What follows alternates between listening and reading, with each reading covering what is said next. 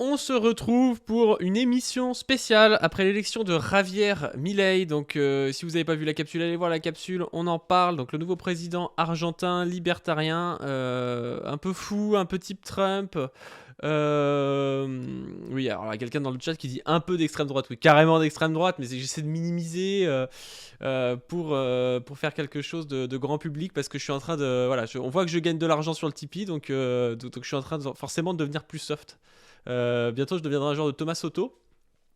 Donc, on reçoit notre envoyé spécial en Argentine. Notre envoyé spécial qui s'appelle Le Grand Soir et qui va nous expliquer un peu la situation là-bas parce que c'est vrai qu'on connaît pas trop. Moi, je suis comme quelqu'un qui est abonné à certaines lectures, mais je connais pas plus que ça. Et c'est toujours de bien d'avoir quelqu'un sur place pour avoir son avis. Encore une fois, quand on fait ça, on l'avait fait sur la Palestine, c'est un avis subjectif. Il ne s'agit pas de vous faire un cours d'histoire. Déjà, un cours d'histoire, c'est pas forcément objectif, un cours de sociologie ou je sais pas quoi. Mais je trouve que c'est intéressant toujours d'avoir l'avis des gens sur place. Pourquoi ? Parce qu'ils ont un avis qui est qui remonte aussi le ressenti des populations sur place. Alors que des fois, des avis juste basés sur des statistiques, des chiffres, vont nous montrer autre chose. Et ça, vous pourrez le trouver, je pense, sur des grandes chaînes qui ont peut-être plus de moyens et qui ont peut-être des économistes, des gens qui vont bosser toute la journée à faire des stats par rapport à l'Argentine et qui nous diront. Donc voilà, on accueille le Grand Soir. Est-ce que tu m'entends, le Grand Soir ? Je t'entends. Ok, super. Et ben déjà, peut-être juste Oui. présente-toi. Et puis après, comme ça, on verra d'où tu parles, camarade. Et puis on verra un petit peu ce que tu as à nous dire sur la Ok, situation ok. actuelle. Eh bien, de base, moi je suis un étudiant en Argentine. Ça fait 2 ans que je suis à Buenos Aires. Mm. Et ça fait à peu près ouais, 1 an que je fais des reportages, que je fais un documentaire, que je traîne dans les manifs marxistes. Euh, Aussi que je partais interviewer les mecs qui soutiennent Milei. Je me suis déjà retrouvé dans un bus avec que des gens de Milei pour aller à son QG. Donc genre, je suis un petit peu, je veux dire, sur le terrain au niveau de la politique pour essayer de un peu filmer, voir ce qui se passe. Parce que bah, ça m'intéresse aussi de voir aussi le paysage politique actuellement en Argentine, et de comprendre tout ce qui se passe. Et bah, comme je t'avais envoyé un message hier parce que en vrai, ils m'ont rendu fou, les libertariens, sur Twitter. Ah, mais qu'est-ce qu'ils sont débiles. Mais Pourquoi ? et Les libertariens en français fait, ou, c'est ou argentins ? aussi. Bon, les Argentins, ils font plus des mèmes en vrai, ceux sur Twitter, mais non, surtout les Français, je pense, parce que c'est et mauvais parallélisme. C'est qu'on a tendance à faire des parallélismes, je trouve, entre la politique française et du coup la politique argentine, ce qui est très normal. Je veux dire, même moi, je pense que je vais le faire encore 2 ou 3 fois pour ça facilite les comparaisons, pour contextualiser certains personnages politiques, par exemple, certaines situations. Par exemple, le péronisme, pour la faire simple, on en parlera beaucoup plus tard, mais c'est un peu comme du gaullisme en réalité. Le péronisme, pour ceux Clairement, qui c'est ne très savent très proche de pas, ça. explique juste un petit peu, parce que c'est vrai que c'est important dans la. Enfin, tu expliqueras Ouais. après sinon, mais oui, c'est une C'est. idéologie importante pour les Argentins. Bon, Pierre t'expliquera après, c'est peut-être un peu Ah ouais, trop allez, tôt là. ouais, je pense, on reviendra là-dessus plus tard. Mm. Mais oui, c'est une idéologie très centrale politiquement. C'est C'est même comme la le plus forte gaullisme pour depuis nous, quoi. 100 ans. On entend toujours parler Exactement, c'est là-bas. tout le monde est péroniste ici, hein. Ah ouais, genre, tout le monde est péroniste. Je sais pas ce que ça veut dire, mais tout le monde est, t'inquiète pas. Euh, et voilà, et c'était voir leur parallélisme, et qui disaient n'importe quoi. Il y a des messages qui m'ont rendu fou, quoi. Notamment des mecs qui disent ah, le barrage n'a pas marché contre l'extrême droite. Tu vois, genre, enfin, il y a pas de barrage hein, contre. Je veux dire, je vois pas, il est où vraiment le barrage hein, genre, contre Milei. Hein. Le mec est soutenu littéralement par le troisième plus grand parti qui fait quand même 20%. Il est soutenu par l'ancien président. À la télé, il Il est est tout le soutenu par temps l'ancien là. président. Il est tout le temps mis en avant. Pas de Fernandez, mais Macri. Ah oui, il est soutenu par Macri, donc c'était en 2015. Le président de 2015 le soutient ouvertement. Je Ah veux oui, dire, je croyais que c'est, c'était le il n'y a président pas actuel qui était de. un président de gauche, non ? Ah pardon, là je parlais de Macri, le président de Oui. 2015. Le président actuel, c'est Fernandez. De gauche, pareil, on est. Non, mais oui, Là, je vais faire une centre-gauche, comparaison. quoi. Tu vois, genre, cette erreur qui est facile, évidemment, c'est oui, on est sur un peu du PS à la Hollande, quoi. On est quand même. C'est très léger quand même. Mais C'est la oui, référence de il Jean serait Massier, hein. dans le paysage politique plus à gauche. Jean Massier, ah, je savais même pas qu'il avait fait Non, sa non, mais référence. Mais c'est que Jean Massier, il est un peu, voilà, il est un peu Hollande compatible. D'accord, d'accord. Oui. Et ceux qui diraient que Milei, c'est le Zemmour, c'est le Zemmour de là-bas, ça a du sens ou pas? je pense sur certains points, mais le discours est très très différent. Dans le sens où c'est un On en verra. éditorialiste, Bon, monté par les médias. là-dessus, exactement, son profil est assez proche, même si, à l'inverse de Zemmour, genre Zemmour, bon, il est éditorialiste, super, il parle d'histoire, mais il y connaît rien. Milei a déjà, lui, un argument d'autorité, contrairement à Zemmour. Zemmour, bon, historiquement, même intellectuellement, c'est quand même, surtout historiquement, genre, c'est quand même assez pauvre ce qu'il raconte. Je veux dire, c'est pas un prof d'histoire de la Sorbonne, Zemmour. À l'inverse de Milei, qui lui a été prof d'économie, il a été dans des grandes instances économiques, a associé un petit debunk un peu sur l'aspect de euh, l'élite, il est très différent. Oh, putain, il a été dans plusieurs commissions du G20 depuis plusieurs années, mais il est dans le paysage politique, quoi. Il a beaucoup plutôt sur cet aspect-là un profil de Macron, d'avoir été dans les instances derrière. Tout ce qui est financier, il a été beaucoup conseiller financier dans plusieurs instances. Là, j'ai Centro Internacional de Arreglo de Defensa Relativa a Inversiones. Voilà, c'est un mot compliqué pour rien dire. Mais donc là-dessus, sur son profil personnel, je dirais, enfin professionnel, pardon, on est beaucoup plus proche étonnamment d'un Macron, je trouve, personnellement. D'accord, ouais. Mais du coup, oui, il est très charismatique, il est passé beaucoup de fois à la télé. J'ai vu que tu en avais parlé dans ta vidéo, il faisait sa tombola pour gagner je sais plus combien de pesos. C'était 200 euros. Enfin, non, c'était genre 600 euros à peu près. Genre, c'était l'équivalent de 600 euros qu'il faisait gagner. Il Si est, pour remettre il dans est le pas contexte de la con, hein, parce crise que économique, hein. ça te permet de gagner du. Ah non, non, non, oui. Vraiment, au niveau marketing, Ah, c'est pas mais mal. clairement.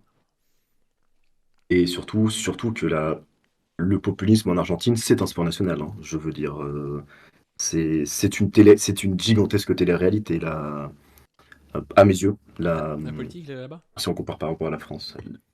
Surtout l'élection présidentielle. Ah ouais, ouais, clairement.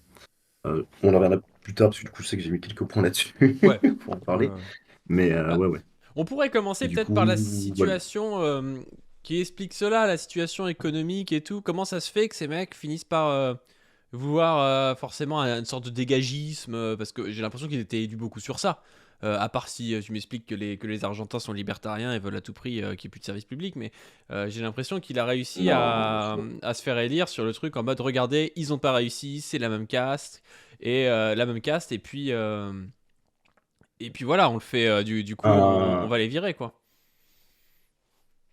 alors, il y a un petit peu de ça. Mais le gros, gros point, c'est vraiment. Là, il va falloir qu'on en parle. Je vais essayer de pas trop rentrer dans la technique, parce que c'est compliqué, c'est le bordel. C'est vraiment la crise argentine et l'inflation actuellement. Et je pense qu'elle a plus pesé vraiment dans son élection. C'est de l'aspect, je veux dire, hors libertarien, des gens qui sont pas du tout libertariens, qui sont pas du tout dans cette mentalité.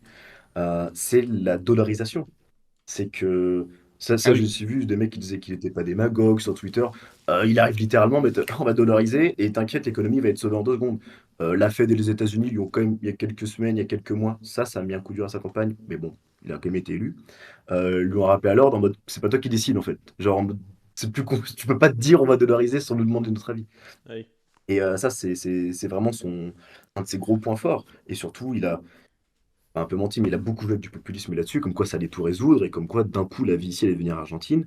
Et il y a pas longtemps à la télé, t'en avais qui posait la question, qu'est-ce que la dollarisation va faire? Et il a joué sur ne pas très bien informer ce que ça impliquait.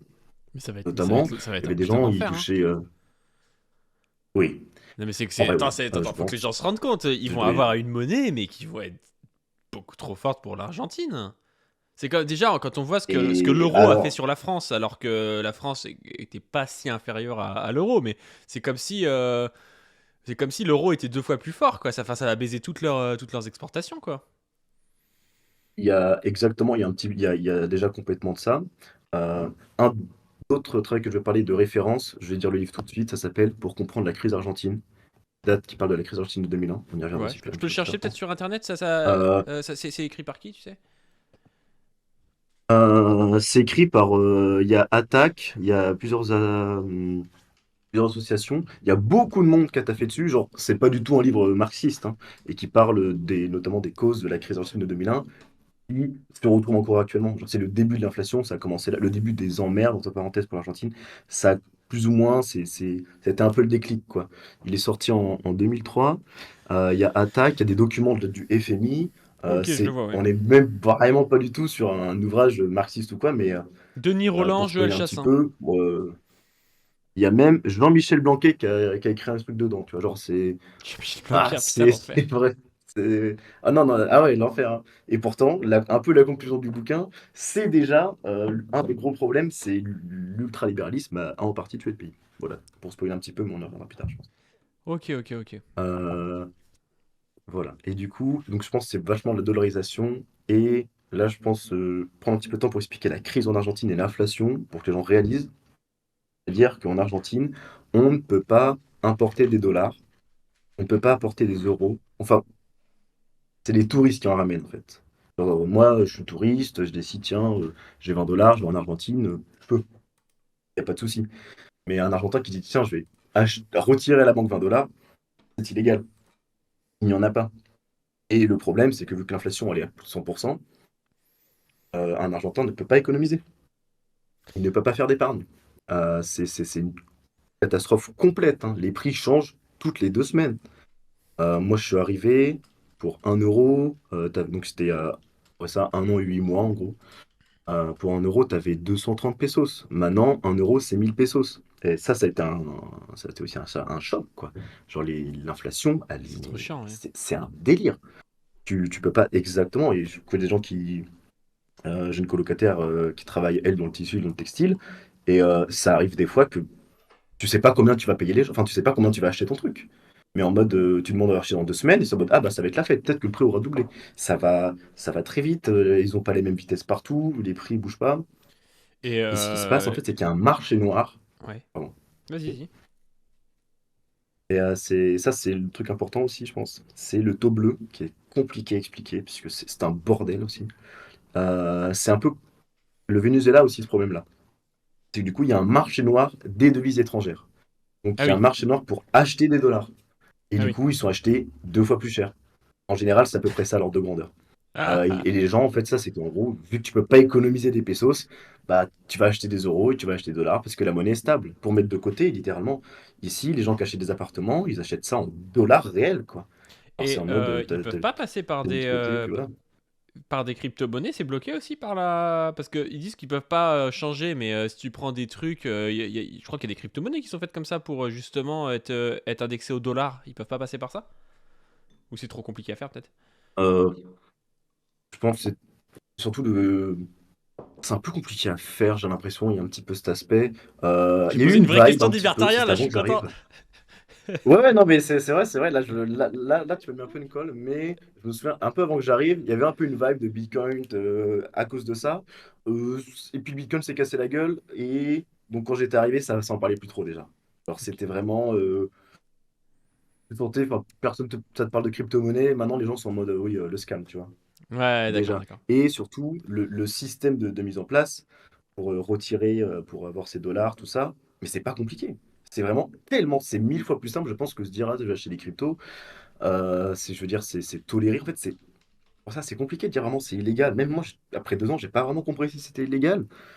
Genre, c'est légal, mais c'est toléré par l'Argentine. C'est-à-dire, tu vas dans le centre de Buenos Aires, mais t'as 20 000 mecs qui disent cambio, cambio, cambio. Hop, tu changes tes trucs. Il y a un policier à côté, tu vois. Et le Ouais, policier à côté, lui, il est là, limite, pour vérifier que le touriste ne se fasse pas voler ses dollars et ses euros. Et d'accord, d'accord. c'est complètement accepté, quoi. Ça fait partie, et c'est le pays, en fait, le pays n'aurait pas le tourisme sans ça. Sans ça, il n'y a pas le tourisme, hein. Et même le tourisme des autres pays, parce qu'actuellement, à cause de ça, l'Argentine, il y a un indice de développement supérieur au Brésil, par exemple, pas tant que ça à l'Uruguay, mais ou que certaines parties du Chili. Il se retrouve que les Chiliens, les Brésiliens, ils viennent en Argentine. Tous les gens, beaucoup de gens d'Amérique latine, de classe moyenne ou haute, vont faire leurs vacances en Argentine parce que putain, mais t'es riche quand t'arrives d'un coup, hein. Moi, quand je suis arrivé, ma classe sociale, elle a changé, mais au double, hein, ça n'avait aucun sens. Je passais d'étudiants qui mangeaient des pâtes, je peux aller au resto 1 fois par semaine, je ne dépense rien du tout. C'est, Ça, c'est violent. Moi, je pense que c'est ce qui m'a fait vraiment réaliser l'impérialisme, factuellement ce que c'était. Ah bah Genre, oui. il y a la théorie, c'est très sympa, mais, Hmm. mais arriver à un endroit et faire, ah ok, ah oui, ah d'accord, oui, je fais ce que je veux en fait. Ah oui, oui, bah Ça, oui, ça, tu ça, peux. ça n'a aucun sens. Ouais, non, c'est délirant, ouais. Ok, ok. Voilà. Et Moi, je voulais te demander, du coup, est-ce que tu sais, c'est une question annexe encore, mais parce que s'il y a une inflation comme ça, mais en fait, toute la vie est changée, c'est-à-dire qu'à la fois, tu peux pas mettre de côté, parce que quand tu mets de côté, tu te fais désosser ton argent, donc tu es obligé d'investir tout le temps, enfin d'investir, mhm, de dépenser tout le temps, ouais. quoi. Mais j'imagine que bah, c'est pareil, les crédits, ça doit être l'enfer là-bas, parce que déjà que nous, il y a eu un peu d'inflation, les crédits, ils ont flambé, mais si t'as 100% d'inflation, tu sais à combien ils sont les crédits, juste par curiosité? Non, de toute façon, ça change tout le temps. Genre, c'est pas valable. Genre, maintenant, il y a même des comptes bancaires de certaines banques, là, ça commence à arriver. Et c'était bien qu'ils soient indexés sur l'inflation. Enfin, indexés sur l'inflation, c'est-à-dire, tu mets ton économie. Ça a aidé à pas mal cibler certaines choses. Et c'est arrivé, ça commence à arriver l'année dernière, je crois. Mais bon, ça a du mal à suivre. C'est tu mets ton argent sur ta banque et le mois prochain, bah, tu auras gagné ce que l'inflation aura pris. Ça, bah, du coup, bah, moi j'ai pas de compte en banque en Argentine, mais c'est des gens qui m'ont montré, j'étais même étonnamment surpris. Eux ne savaient pas comment ça fonctionnait entre parenthèses, tu vois, genre j'ai pas trop d'infos sur ce truc-là, mais c'est quelque chose qui commence à arriver par exemple. Ouais, ça doit être foireux, non? C'est pas un Et scam? ouais, c'est ça. Et pour l'immobilier, un- je sais pas, c'est très récent. Ça se trouve, c'est un système pyramidal à la manière de l'Albanie et ça va péter dans 2 ans, tu vois. Je sais pas du tout. Et Ok, ok, pour les ok. loyers, de toute façon, il n'y a pas beaucoup pas beaucoup d'achats hein, dans l'immobilier ici. Et il y a un gros monopole, il y a un gros monopole des rentiers, hein, franchement, je trouve personnellement. Et donc tu dis que c'est le bordel au niveau économique. Euh, Du coup, c'est le bordel qu'au niveau économique là-bas ou il y a d'autres facteurs? Il a joué que sur l'économie sur son. Ou est-ce qu'il a joué, je sais pas, sur bah, les thèmes classiques de l'extrême droite, l'immigration, l'insécurité? J'ai l'impression qu'il a parlé de wokisme aussi. Enfin, c'est quoi les autres grands thèmes Alors, sur lesquels ouais, on peut jouer actuellement en politique en Argentine? déjà en vrai, l'économie, c'est vraiment 80, limite 80% du débat, objectivement. C'est très très très centralisé autour de ça, autour de ce bordel et de comprendre parce que les causes de l'inflation, mais sont d'une complexité. Et c'est même très difficile à savoir qu'est-ce qui joue le plus. Et du coup, tout le monde en joue. Tout le monde en joue. Genre, des gens qui vont être de centre-gauche, un petit peu, vont expliquer que ça va être peut-être parfois à cause de l'impérialisme, d'une mauvaise gestion de certaines entreprises, parce qu'il y a un petit peu de ça. Millet, lui, il arrive, il dit que c'est exclusivement l'État. Bon, moi, du coup, avec ma vue biaisée de marxiste, je suis en mode, bon, il est un peu ridicule quand même, mais c'est vrai que l'État, lui, il a continué à certains moments d'imprimer des billets pour un petit peu faire un effet tampon sur cette inflation pour que les gens puissent quand même continuer d'acheter à manger. Mais c'est pas ça la cause, en fait. C'est pas ça la cause, c'est un facteur en plus. Et la cause de l'inflation argentine, elle est très très vieille, en fait. Et ça, c'est très très vieille, et ils en parlent énormément. Les autres sujets sur lesquels Millet parle, l'immigration, étonnamment, quasiment pas. Genre vraiment, j'ai jamais vu en tout cas parce qu'il y a beaucoup de shorts sur lui, il y a beaucoup d'extraits, mais c'est pas du tout parmi les thèmes, hein. Ça, c'est vraiment la grosse différence, je pense, avec l'extrême droite en France. C'est, on est loin de là, hein. Et pourtant, je veux dire, il y a beaucoup de racisme en Argentine, hein. Mais c'est pas vu comme étant le problème. Il y a un petit peu de ça, mais c'est léger. C'est un peu comme. Des fois, ils vont dire. Des fois, tu peux entendre quelqu'un dire ah ouais, les Boliviens qui viennent piller notre système de santé, tu vois. Genre, alors, bon, le système de santé, pas totalement public non plus. Donc, quoi. C'est un petit peu confus, mais c'est très léger. Et Milei, il a dû jouer une ou deux fois là-dessus en disant qu'il y avait des étrangers qui abusaient du système de santé. Et c'est très, très, très léger. Après, il y a plein de gens dans le chat Il qui disent que de toute va façon, beaucoup parler, par exemple, il y a peu d'immigration en Argentine et que les Argentins sont déjà très racistes. Donc en fait, il y a peut-être déjà, ils ont peut-être déjà serré la vis et il n'y a pas trop besoin d'en parler, non? En vrai, oui et non, je pense. C'est-à-dire que il y a beaucoup de migration et ça va beaucoup aussi dépendre des provinces. C'est un État où beaucoup de la population est centralisée autour de Buenos Aires, mais c'est aussi une sorte de fédération un peu à la États-Unis. Donc ça dépend des provinces aussi hein, par rapport à tout ce qui va être immigration. Les provinces vers le nord, tu y vas, tout le monde, c'est beaucoup plus typé indigène et il y a des gens qui viennent de Bolivie, du Paraguay. Je pense que ça va être plutôt vers les Boliviens notamment. Tout ce qui est Bolivie, Pérou, au niveau de Buenos Aires. Ça va être ça vraiment l'immigration. Et elle est un peu elle est légère, quoi. Et elle est quand même un peu vieille. Et on en reviendra, je pense, plus tard avec le roman national où l'Argentine a dû admettre qu'ils étaient un pays du tiers-monde. où cette idée d'immigration a un peu commencé à chuter. Genre, le problème, c'était plus trop l'immigration. Vraiment, le problème de la situation économique passe au-dessus, parce que du coup, il y a aussi des gens qui fuient l'Argentine. Genre, maintenant, le projet de tout le monde, hein, pas évidemment des gens des classes pauvres ou des classes populaires, enfin, pas des classes pauvres, mais des classes populaires, ou de la classe moyenne ou moyenne haute, mais le projet, c'est de se casser. Moi, un truc que les Argentins me disent tout le temps, c'est pourquoi t'es là. C'est vraiment, c'est une blague, ça, très sérieux, quoi. Mais tout le monde veut aller en France ou en Europe, et toi, t'es un abruti, tu veux venir en Amérique latine ou en Argentine. Donc, c'est pas tant que ça dans les thèmes, en réalité. C'est même assez éloigné. Pour, D'accord, et d'accord, d'accord. juste pour revenir un petit peu Ouais, sur le vas-y. wokisme, qui critique, il y a Sur le je trouve, une wokisme. grosse différence. Le wokisme, Désolé, attention, ça me mon fait Dieu. marrer ce terme. Non, non, mais oui, ça manie aussi, hein, il y a pas de...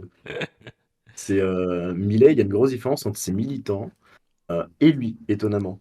C'est-à-dire, déjà, les militants de Milei, bon, 80% du temps, ils parlent pas vraiment économie, ils sont plutôt là à dire qu'il est pas si mal, et limite, ils débunkent un peu ces trucs en mode non, mais il est pas vraiment comme ça, tu vois. Ouais, Très bizarre, déjà. je vois le truc. Mais par exemple, quand tu parles justement au libertarianisme, ils sont vraiment par exemple, dans ce roman, dans cet imaginaire, libertarianisme, liberté, liberté, liberté, c'est militant. D'ailleurs, il a fait 55%, il a vraiment pas du coup 55% de militants, hein. Je veux dire, c'est beaucoup de gens ont voté contre Massa et beaucoup de gens n'ont pas voté, énormément aussi, hein. Ça, c'est pas le peuple argentin qui s'est soulevé pour mettre le libéralisme, hein. C'est pas du tout ça. C'est le peuple argentin qui a dit allez vous faire foutre aux élites politiques, vous voulez la merde, on va vous donner Milei. Ça, beaucoup plus, je trouve. Et pardon, du coup, pour revenir vite fait sur. Je m'éparpille un peu des fois, excuse-moi. Ouais, parce que je sais que Pour revenir Psychodélique rapidement a fait sur. une vidéo genre Javier Milei détruit les woke ou je sais pas quoi, donc je pense qu'il doit parler de wokisme quand même. Ouais, oui, il parle du lobby LGBT, il va parler par exemple. Mais oui, bon, le psychodélique est vraiment un analyse pertinent, c'est une autre question, ça. Donc il parle beaucoup du... Ah, donc ça vient un peu du lobby LGBT. Il a dit par exemple, oui, moi je suis un homme blanc, aux yeux blonds, catho, j'ai pas honte de le dire, tu vois. Franchement, et tous ces militants, enfin je veux dire, beaucoup sont bêtises. Non Sauf les... mais Ah, tout intéressant, sauf les cadres. Les cadres que j'ai pu croiser, alors là, on est vachement plus sur une bourgeoisie européenne. Des gens d'origine de bourgeoisie européenne, clairement. Ça, c'est vraiment les cadres, les mecs qui sont un petit peu mis en avant. Et ces militants, euh, beaucoup sont d'origine bolivienne, certains sont d'origine du Venezuela, d'autres du Pérou. Je trouve que c'est beaucoup plus de classe populaire, entre parenthèses, parfois. ouais, mais Et il va autant dire ça sur le wokisme, qu'ensuite tu parles avec ses militants et c'est en mode mais les libertariens, c'est aussi t'as envie d'être t'es un homme et t'as envie d'être une femme, bah tu le fais, tu fais ce que tu veux. Genre ça, les militants disaient des trucs comme ça. Ils hmm. disaient des trucs t'as envie d'être gay, mais sois gay.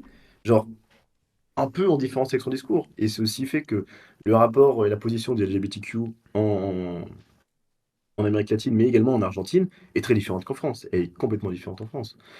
Ici, le pays, l'avortement, ça fait que quelques années. J'ai pas envie de dire de bêtises, donc je vais pas dire depuis combien d'années, mais c'est moins de 10 ans que c'est légal. Et pourtant, je veux dire, je trouve que le pays a une forme de sexisme aussi, évidemment, très intériorisé, mais qui est présent dans le pays. Mais Depuis les mœurs sont 2020. très très différentes. J'ai jamais vu autant de. Oh putain, ça a 3 ans, quoi. Ouais. Merci. Ah oui, donc Et, ça va être mais. retiré genre texto quoi. Toi, si t'as avorté en Argentine, t'as avorté Ouais, entre ça va. 2020 et 2023 quoi. Ah ouais, c'est l'aller-retour, quoi, hein. Vraiment, c'est rapide. Je Et suis par sûr que le pays exemple, s'est à effondré à Buenos cause Aires, de j'ai jamais vu autant l'avortement. de. Ah, mais clairement, non, mais c'est la décadence morale. Il y avait même un parti, j'ai oublié son nom, leurs affiches, c'était le problème est moral. Genre, c'était vraiment genre. Ah ouais, genre, on peut plus bouffer, mais Sartex, c'est parce que tu C'est les- comprends, il y a l'avortement, quoi, Tu sais, ok. c'est les mecs qui sont Bon. idéalistes, mais ils le disent quoi. Le problème est moral. Voilà, le problème il est avant tout Ah moral. oui! Ah non, mais ah oui, ah non, ici, on a un autre niveau aussi, hein. C'est trop drôle. C'est très, très, très, c'est marrant, ça. Mais par exemple, du coup, et tout ce qui est LGBTQ, ici, je trouve beaucoup plus avancé qu'en France, étonnamment. Je trouve l'homophobie vachement moins présente. Hmm. Je vais pas dire qu'il y en a pas, mais j'ai jamais vu autant de couples gays se tenir la main et s'embrasser en public. Il y a aussi le mœurs que c'est beaucoup plus accepté ici de s'embrasser en public, tout ça, qu'en France. Mais moi qui ai vu la communauté LGBT, qui a des amis, qui veulent ça, genre, c'est beaucoup plus ok qu'en France, j'ai l'impression. Alors qu'ils sont très cathos aussi, hein. Ouais, ouais, Et ouais. ça, c'est aussi le truc, c'est les limites du parallélisme en fait à faire entre le wokisme en France et le wokisme en Argentine. C'est que là, les relations entre les hommes et les femmes sont hyper différentes. Par exemple, ici, une femme se balade short avec un crop top très fin, genre, elle va pas avoir le niveau d'harcèlement qu'une femme peut subir en France si elle est comme ça. Mais pas du tout. Genre, c'est beaucoup plus accepté en fait. Genre d'être Ouais, mais c'est parce qu'ils sont très pas très très léger sur les civilisés, tu vois. tenues, autant les mecs que les femmes. Mais non, mais il y a un petit peu cet aspect de, c'est vachement plus ok. Et pourtant, le sexisme on est aussi à une autre échelle qu'en France. Ici, c'est normal de demander, je veux dire, genre, le consentement, oui, c'est un débat qui est très récent, tu vois.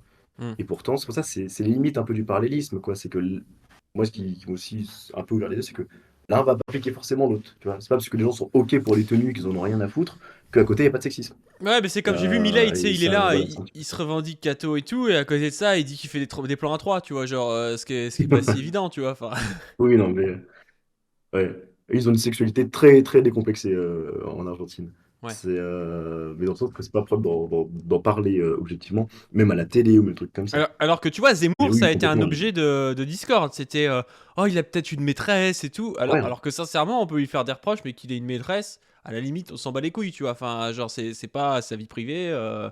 oui. C'est pas le truc qui m'intéresse le plus de savoir s'il y a une maîtresse. Par contre, s'il veut commencer à faire des lois raciales en France, je veux être au courant, tu vois.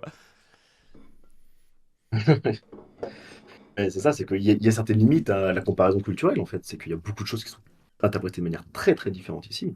Pour autant que la religion catholique est très présente. Il y a d'ailleurs la séparation entre l'État et l'Église, pas vraiment là, quoi, d'ailleurs.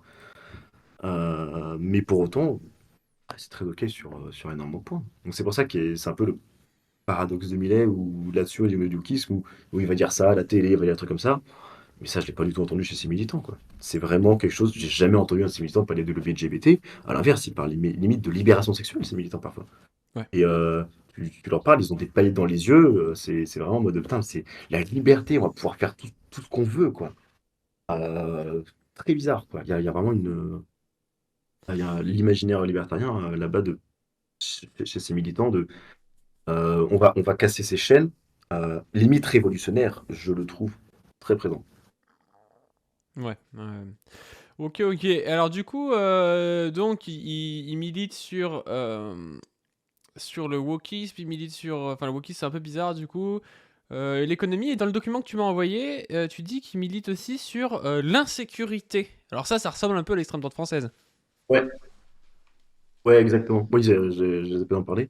Oui, évidemment, il y a aussi très marrant, du coup, c'est Buenos Aires, c'est la capitale la plus sur l'Amérique latine, mais presque loin devant en vrai.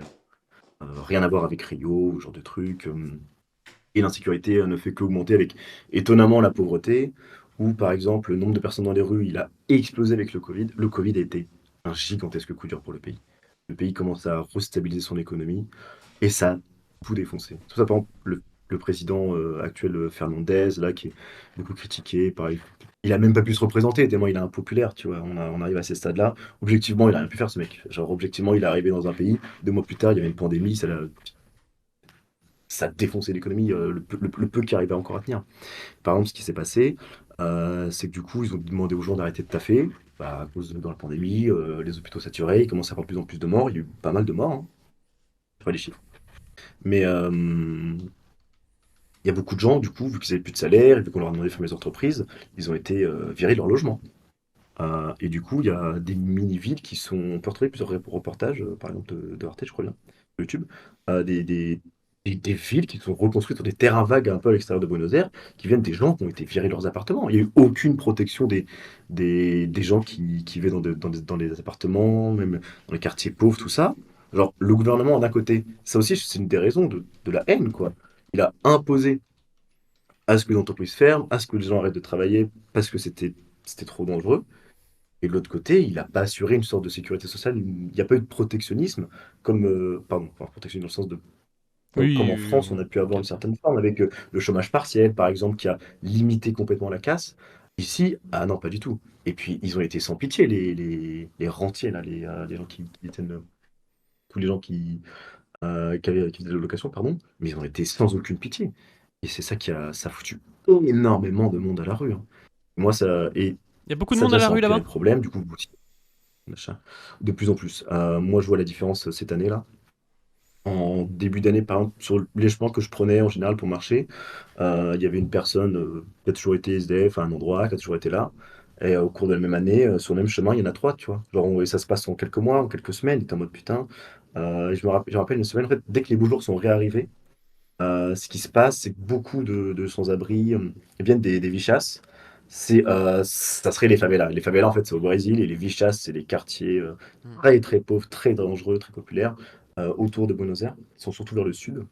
Mais il y en a le nord, pardon. Hmm.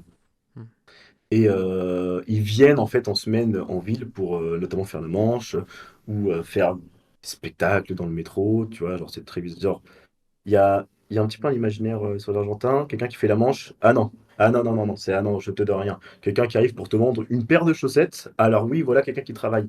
Très bizarre. D'accord, d'accord. De, c'est un petit peu ce fétiche il y a un fétiche du travail un peu bizarre de c'est quelqu'un qui arrive pour te vendre des chaussettes. Ah bah voilà quelqu'un qui travaille. Ça, je l'ai entendu plusieurs fois, tu vois. Et t'es en mode, mais enfin, non, c'est pas un travail. Il fait la manche et il te vend une plus-value qui sert à rien, quoi. C'est la même chose. Sauf que tu l'humilies parce qu'il doit faire un spectacle devant toi en jonglant, un truc comme ça. J'ai un peu. Et dans le métro, c'est ça, c'est passé de temps en temps une personne qui passe, qui fait la manche. Alors là, depuis un mois, il y en a un qui rentre, il y en a un qui sort. C'est de la pauvreté, on la sent venir. Et il y a une scène qui m'a marqué il y a quelques semaines. C'était quelqu'un qui rentrait, qui fait la manche. Et bon, bah, quasiment personne ne lui a donné. Et il a fait un coup de gueule dans le métro où il s'excusait en mode mais je vais devoir agresser quelqu'un ce soir si j'ai pas assez pour me loger, j'ai deux filles. Là, de manière très concrète, quoi. Il pétait un plomb, il est en mode je suis désolé de vous demander ça, ça me met mal à l'aise, c'est horrible, je me sens comme une merde. Mais je vais devoir agresser quelqu'un ce soir, sinon mes filles dorment dehors. Et mes filles dormiront pas dehors ce soir. Tu vois. Et des gens, et je me rappelle que des gens ont applaudi, ils commençaient à sortir des billets en mode putain, oui, il a raison, quoi. Et genre, j'entends des gens en mode, mais il a raison, c'est quoi ce bordel? C'est pas normal. Et il est en mode, moi, je veux travailler, mais il n'y a pas de taf. Et il y a un vrai sentiment d'impuissance aussi, qui est très très fort. Hmm. Et je pense que c'est ce qui a beaucoup nourri le discours libertarien. Il y a une impuissance aussi, parce que pendant le Covid, l'État demandait à tout le monde d'arrêter de taffer, il a eu ce pouvoir-là, et les Mais gens voulaient travailler, donc peut-être qu'ils font un parallèle, c'est pas impossible, mais je sais pas. ce qui est improbable, c'est que le libertarianisme, c'est une pensée qui est fondamentalement paradoxale, qui explique que l'homme est un loup pour l'homme. On a tous des intérêts opposés. Faut qu'on suive nos intérêts égoïstes. Et ça va très bien se passer. Alors que pour ce mec là qui est à la rue, je pense que ça va très très mal se passer, tu vois. Et enfin, il y a vraiment des chances qu'il tombe de très très haut les Argentins s'il applique son programme, qu'il commence à libéraliser l'économie encore plus. Ça va profiter qu'aux plus riches en fait, parce qu'ils auront le pouvoir et il y aura enfin, il y aura une concurrence qui se crée à l'intérieur du peuple, mais quand t'as rien, que t'as tes deux gamines à nourrir et tout, t'es forcé de te soumettre à des petits salaires, à tout ce qu'il y a de pire, quoi. Bah oui, Donc ça va être très très très compliqué, hein. exactement, c'est exactement ce qui se passe. Et Je sais pas à quel point il va réussir à faire ça. l'opposition de gauche par rapport à tout ça, elle se place comment? Elle s'en rend compte? Elle dénonce tout ça? Elle a perdu toute crédibilité? Ça se passe comment? Alors, la gauche argentine, ça serait, je pense, on peut en parler pas mal de temps aussi. C'est que j'ai rarement vu, apparemment, j'ai pas fait tous les pays du monde, bon, j'ai fait quasiment zéro pays, mais il y a le sentiment antisocialiste et anticommuniste, il est hyper élevé. Il est très très élevé. J'ai déjà un ami argentin juste avant de m'introduire avec des gens, dans une conversation, un truc comme ça, m'a demandé discrètement, je peux dire que t'es socialiste. On en est là, en fait. On en est déjà là. Genre, les gens n'aiment pas m'agresser, mais les gens n'aiment pas le socialiste. Les gens n'aiment pas du tout le socialisme. Et ce qu'on parle avec le centre-gauche, la gauche actuelle, quand on parle de ça, c'est le centre-gauche, c'est complètement la gauche morale dont tu parlais dans la vidéo de Millet. C'est très proche un petit peu. On peut faire un parallèle qui casse beaucoup de limites avec cette gauche du PS, quoi, de François Hollande, qui est le Ouais. kirchnerisme, pardon, où ça fait donc Fernandez, ça fait leur quatrième mandat, tu vois. Ouais. Il y a aussi ce fait-là, ça fait leur quatrième mandat. Ah, faut quand même ont bien, bien, bien fonctionné avec la bourgeoisie néolibérale en réalité, hein. Alors, on n'est pas sur des programmes de rupture. Il y a aussi ça, je pense, on n'est pas du tout sur des programmes de rupture. On est dans une continuation de gauche morale, d'une forme de néolibéralisme qui est très léger, quoi. Et la gauche, il y a le front de gauche, du coup. El Frente des Izquierda, mais enfin, ils font 2-3%, quoi. Si on veut dire gauche, genre, je veux dire, l'équivalent d'un par exemple, d'un Mélenchon, genre, l'équivalent de Mélenchon fait 2% là-bas en Argentine. Ouais. Et le sentiment, je sais pas combien de débats, et je veux dire, c'est le cliché de dès que tu commences un petit peu à parler, enfin, genre, je suis pas là à dire, allez, on fait le grand soir demain, tu vois, non plus, faut pas déconner. Mais à parler un petit peu socialisme, mais la rapidité avec laquelle on te fait, tu sais comment ils vivent les gens à Cuba? C'est genre, waouh, ça va une vitesse, ça donne à sortir en mode, ah oui, cite-moi un pays socialiste qui marche. Et il y a aussi beaucoup de fantasmes, genre, Alors, je suis pas sûr cette que les gens haine à un peu Cuba soient plus il y a pauvres que ce même que une tu me haine. décris actuellement en Argentine, non? En tout cas, ils ont une espérance de vie meilleure, ça c'est sûr. Espérance de vie Mais meilleure. Non, mais je veux dire, il je peux manque pas parfois le des produits de connaître. première nécessité parce qu'il y a un embargo, mais ça c'est une autre question. Mais les mecs, je Ah pense oui, non, mais, que je suis pas mais sûr qu'il y ait une complètement. misère comme tu me décris à Cuba, hein. Bon, en vrai, je ne saurais pas du tout dire puisque je suis pas allé à Cuba, mais il y a aussi un gros fantasme, hein, je veux dire, je trouve de la part des Argentins, parce que moi, les gens qui m'ont dit ça, par exemple, évidemment, ils viennent de classe moyenne très haute, et t'es en mode, bah évidemment. Mais je te jure que enfin, je préfère être 1000 fois pauvre à Cuba que pauvre en Argentine, hein, clairement. Pauvre en Argentine, tu meurs dans la rue. C'est terrible. Aussi, ah oui, Milei, il parle beaucoup des aides sociales. J'ai du mal à savoir de quelle aide sociale il parle, Milei, hein. Hmm. Très sincèrement. Parce que les aides sociales, il y en a, hein, mais elles sont pas très bien indexées sur l'inflation. Et l'inflation, c'est à vitesse éclair. C'est à vitesse éclair. Et ça, c'est notamment une raison pourquoi il y a beaucoup de manifs à gauche. Et là, il y a une déstructuralisation. Ah putain, j'ai du mal à le dire, pardon. Mais à la gauche, c'est pas mal déstructuré sur plusieurs plans. Ça peut être parfois les syndicats, ça peut être parfois la position de gauche. Parce que c'était beaucoup concentré autour de cette gauche morale de Kirchner, quoi. Ça a beaucoup été ça, et je pense que c'est aussi ça son échec à la gauche. C'est, ils ont pas, ils ont laissé le libéralisme s'installer, ils ont laissé le libéralisme faire, mais avec Bah, un panneau un peu socialiste, quoi. de toute façon, dans ces pays-là, quand tu as, même dans nos pays, hein, mais quand tu as des gauches qui sont pas radicales, qui sont pas en opposition claire avec l'impérialisme, ils se font croquer parce qu'en fait, ils suivent les règles du jeu, mais les règles du jeu sont faites pour que l'Amérique du Sud reste soumise, notamment au marché financier, notamment aux États-Unis. Et donc le problème, c'est que quand tu fais 15-20 ans à la tête du pays, qu'au final il se passe rien, parce que tant que tu remets pas en cause tout ça, il se passe rien. Alors je sais bien que si tu remets en cause tout ça, c'est compliqué aussi, hein. Le Venezuela, ça a été compliqué. Bon, le Venezuela avait peut-être moins de puissance que l'Argentine, mais euh, bah, tu peux rien faire, et du coup tu crées une possibilité de critique par la droite, comme aujourd'hui avec Javier Milei, où le mec dit ah bah regardez, la gauche elle fait rien au Ouais. pouvoir, quoi. Et c'est pareil avec Hollande. Hollande, ça nous a tués. Alors pendant pas si longtemps grâce à Mélenchon, mais Ah, mais je veux dire, complètement. quand t'as la gauche au pouvoir qui arrive et qui applique le programme du FMI, bah c'est facile pour la droite de dire regardez, la gauche a trahi, votez pour nous, nous au moins on est de droite, mais on le dit, quoi. Je trouve qu'il y a exactement de ça. C'est littéralement ce qui s'est passé. Et surtout, ça a beaucoup permis à Millet de jouer sur le socialisme. Parce que ils se revendiquaient aussi du socialisme, en fait, Bah oui. les Kirchner. Mm. Alors, mais que dalle! Genre, putain, genre, c'était les chiens de garde du FMI, quoi. Et même des fois, ils se présentaient un peu en opposition avec le FMI. Mais qu'est-ce qu'ils racontent? Genre, c'est pas vrai du tout. Mm. C'est pas vrai. Même si le pire a été Macri, entre parenthèses. C'est ça qui est marrant, c'est que, bon, ils écoutent un peu le FMI, mais c'est le mec qui soutient Javier Milei qui écoute le plus le FMI, quand même, hein, Mm. entre parenthèses. Ouais, d'accord, Euh, d'accord. Il y a Cassandre qui et. parle pas mal parce que par rapport à l'anticommunisme du péronisme. Et là, je vois un message bah, que c'est. Attends, il y avait un message intéressant de Cassandre. Le vieux pack pour couper l'herbe sous le pied de la gauche. Non, c'était pas ça. C'était pas ça. Mais est-ce que tu pourrais nous parler un peu du péronisme? Oui, le péronisme, c'est un truc, si on comprend pas ça, on comprend rien. Est-ce que tu peux nous parler un peu plus du péronisme? Parce que je pense qu'on comprend pas Ouais. trop ce qu'est la gauche actuelle en Argentine si on comprend pas ce qu'est le péronisme, qui est, comme on l'a dit Complètement. au début, un peu comme nous le gaullisme, où toute la droite se dit gaulliste et même une partie de la gauche. Ben là-bas, tout le monde se dit péroniste, quoi. Ouais, complètement. Du coup, le péronisme, ou quoi, faut un peu remonter loin, il faut monter au début de la République argentine, avant la dictature, hein, je veux dire, avant la dictature, où Perón, en fait, c'est le premier président de l'Argentine, qui est élu en grande majorité. D'ailleurs, ça C'est d'ailleurs quoi, ces années aussi, en 50? termes de populisme, c'est pas national. Si je dis pas de bêtises, oui. Mais Un attends, truc du genre, je vais je suis regarder. un fan des chiffres quand même.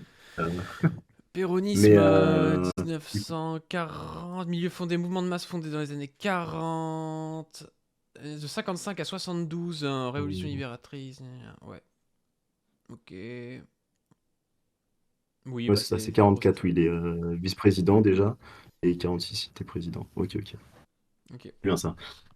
Du coup, Perron, qui est une figure historique gigantesque, c'est un monstre dans le monument. Je pense aussi, c'est un peu comme en France, avec on élit des personnalités et pas vraiment des programmes. Si en France, tu trouves qu'on élit des personnalités et pas des programmes, c'est un autre niveau ici. C'est très sincèrement, je trouve qu'en France, on parle déjà beaucoup plus un peu du fond, pas que, genre, c'est une personnalité qu'on élit quand même, mais on parle quand même beaucoup plus du fond qu'ici. Ici, il y a aussi beaucoup de fanatisme, quoi, genre de parfois. Et ça va très vite, hein. Je veux dire, l'opinion politique peut changer très très vite. Il suffit de voir, c'est-à-dire que dans l'histoire de la République argentine, depuis 40 ans, depuis après la dictature, il n'y a jamais eu de deuxième, il y a eu que deux fois des seconds tours. La plupart des présidents sont élus au premier tour, mais genre loin, quoi. Genre ça fait très République bananière en mode bordel, c'est une démocratie ça, qui est un peu surprenant. Et pourtant, si, les gens votent. Et là, c'est avec Milei et Massa, c'était genre le deuxième de l'histoire de République, quoi. Genre ça, c'est quand même impressionnant, ça, moi, je trouve. Et ça va autant à gauche et à droite comme ça, très, très vite. Très, très vite. Ça peut changer très, très vite. Et j'ai Et l'impression, du coup, pour revenir sur l'histoire, ça n'a rien à voir, mais que ça s'est vu aussi par rapport au deuxième tour. Là, il y a eu des vraies intentions de vote de tous les partis de droite pour Milei. Ce qui est moins le cas, je trouve, en France, d'avoir des vraies intentions comme ça. Des fois, ils cachent plus leur jeu justement pour garder leur côté parti. Là, peut-être qu'ils se regroupent derrière un homme présidentiel quand ils ont perdu le premier tour. Ou c'est peut-être moi qui déconne. non, j'ai trouvé qu'il y avait eu ça. En fait, ça avait même déjà commencé aux primaires, au Paso, avec Bullrich, en fait, où en fait Milei, il était premier au Paso. Donc c'est l'équivalent des primaires. C'est un peu bizarre, c'est genre, c'est des primaires, mais comme pour tous les partis, mais mais c'est national et en même temps.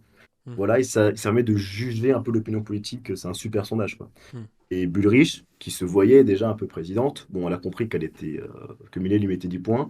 Et alors, tout de suite, j'ai pas compris pourquoi elle a fait ça. En mode, mais quoi? Elle a dit, moi, si je suis présidente, Milei sera ministre. Tu vois, genre, ok. Et même Milei, bon, il insultait en mode, de toute façon, je serai président. Mais très vite, hein, très vite, ils ont fait l'alliance à une vitesse éclair. Il y avait même beaucoup de mèmes. C'était très bizarre entre le premier et le second tour. Où Bullrich, du coup, elle qui a fait 20%, c'est elle qui avait les votes qui manquaient à Milei. C'est clairement elle qui avait les votes qui manquaient à Milei. Millet a dit elle sera ministre de l'Intérieur, alors que les deux s'insultaient parce qu'ils ont un programme très très proche, hein. Les deux sont quand même très libéraux et ils sont antisocialistes. Mais Millet, plus. Et aussi un peu réactionnaire, évidemment. Mais ils ont commencé tout de suite à un peu se pardonner. Ils s'envoyaient des pics, mais des insultes, mais de la diffamation, des trucs de fou à la télé. Et alors là, d'un coup, c'était genre le canard et le lion, parce que c'est un peu les deux imaginaires, le canard, c'est Bullrich, le lion, c'est Millet. Euh, Ils font la paix, et avec des images hyper mignonnes, genre d'un lion qui prenait un canard dans ses bras. C'était hyper présent sur les réseaux, tout Ah, ça, en mode ouais, ça y est, la gêne, on va, putain. on va fumer ces socialistes, quoi. Ah Ah ouais, putain, ah la non, gêne. mais un niveau de cringe rarement atteint. Ce Allez, il faut, socialiste. faut qu'on parle du péronisme. Pardon. Il faut que je parle du péronisme. Vas-y, vas-y, vas-y. On va jamais s'en sortir. C'est moi qui te coupe, je suis un mauvais C'est. intervieweur. Non, non, je m'épuise très vite aussi. Alors, du coup, le péronisme, c'est le mouvement qui a suivi Péron, littéralement, avec une idée un peu proche du gaullisme. Pas de gauche, pas de droite, un peu bonapartisme, tu vois, genre, un peu limite. À se demander si c'est pas un peu fasciste, hein. Ça l'est, mais on y reviendra juste après. Et avec l'idée un nationalisme hyper fort. Il faut qu'on ait une industrie argentine. Il faut qu'on fasse du nucléaire argentin. Les Argentins, dans les années 70, ils essaient d'avoir la bombe, hein. Genre, et aussi, on est un grand pays. On est un grand pays européen. Il y a un vrai discours raciste, hein, chez Perron, hein. Un grand pays Il européen. Les faut, mecs qui sont je d'Amérique du trouve que Sud, on est un Perron grand est. pays européen. Ah oui, non, mais et l'Argentine, genre, Perron est un fasciste à mes yeux, et pas qu'un petit peu, hein. Moi, comme j'ai beaucoup parlé avec les indigènes ont préféré l'époque sous la dictature que sous Perron. Et Ah genre, bon. loin devant, en Mais pour fait. moi, Ah Perron, non, mais c'était. c'est à ce stade-là. C'est plus un. Je sais pas, un espèce d'accord. Il y a une partie de populisme de gauche et une partie de populisme de droite. C'est un peu un populiste large, Oui. quoi. C'est ça, non? Et- ouais, il y a complètement de ça, mais il a viré plusieurs fois. C'est une grosse géroute aussi, hein. C'est pour ça, d'un côté, il y a des moments où il a dit oui, on va parler et travailler avec les syndicats. Donc là, on se dit putain, ok, ça va, le mec est cool. Genre, on va travailler avec les syndicats vont travailler de manière quasiment fusionnelle avec l'État, on va donner des droits aux travailleurs. Et il a fait ça.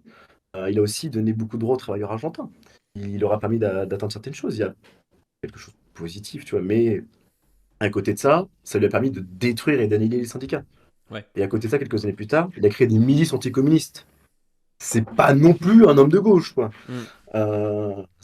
On est, si la dictature a pu se mettre en place sur de l'anticommunisme, c'est parce que quelqu'un à côté a commencé à créer des hiérarchies, infrastructures un peu militarisées aussi, hein. Faut se dire, hein. Ouais, Du ouais, bah coup, c'est une question de c'est rapport vachement de ça, force c'est aussi, hein. Mm. l'industrie. Ah ouais, mais complètement. Les communistes, C'est ils étaient stylé forts à l'époque? surtout, j'ai l'impression, je ne saurais pas dire à quel point, mais il y a quand même une mini-guerre civile. Il y avait quand même beaucoup de. Les communistes étaient quand même assez forts, quoi. Et la dictature a un peu éradiqué le reste, déjà par peur aussi. Parce que tu vois, pour moi, si on fait le Mais parallèle avec De Gaulle, euh, De Gaulle, il avait un parti communiste avec, je crois, 1 million de membres. Il avait une CGT avec 4 millions de membres, donc il pouvait pas de toute façon être anticommuniste à balle, tu vois. Alors que Péron, si ça se trouve, c'était un petit peu moins bien mais ficelé, et du coup, il en a profité, quoi. bon, c'est pour ça il pouvait pas se permettre de faire ça dès le début, hein. Les syndicats étaient quand même assez bien organisés et assez forts au début. Il a travaillé avec eux en étroite collaboration. Et ça, notamment, bah, ils en parlent un petit peu dans le livre pour la crise argentine. Ils décrivent un petit peu ce mouvement, comment est-ce que les syndicats ont été détruits. Comment est-ce que Perron, en, en faisant fusionnant les syndicats à l'État, a permis de détruire de l'intérieur. Et du coup, les intérêts des syndicalistes n'étaient pas le syndicalisme ou l'épanouissement, mais tout de suite, c'est devenu beaucoup plus bureaucratique et beaucoup plus Bah oui. ah, comment dire, j'ai une vie professionnelle à faire, j'ai une vie professionnelle à mener en politique. Et cette fusion qui est beaucoup critiquée en mode c'est ce qui a permis de désorganiser complètement déjà les syndicats à cette époque-là. C'est Mm. pour ça que les mouvements syndicaux, ils existent toujours en Argentine, ont toujours existé, mais c'est beaucoup plus désorganisé. Je trouve que la CGT qui est là depuis. Attends, la CGT, ils ont fait littéralement la Seconde Guerre mondiale, quoi. Ils étaient Oui, là. oui, oui. C'est Mais le non, mais de même. toute façon, ça, c'est un Un vrai fil point, rouge. hein. C'est pareil avec les partis en France. Le fait d'avoir de dépendre aussi de subventions, de choses comme ça, c'est problématique parce que euh, on veut toujours plus avoir un parti qui dépend de la cotisation de ses adhérents, c'est-à-dire un parti qui est autonome, qui est un peu libre, qu'un parti qui dépend de l'État, quoi.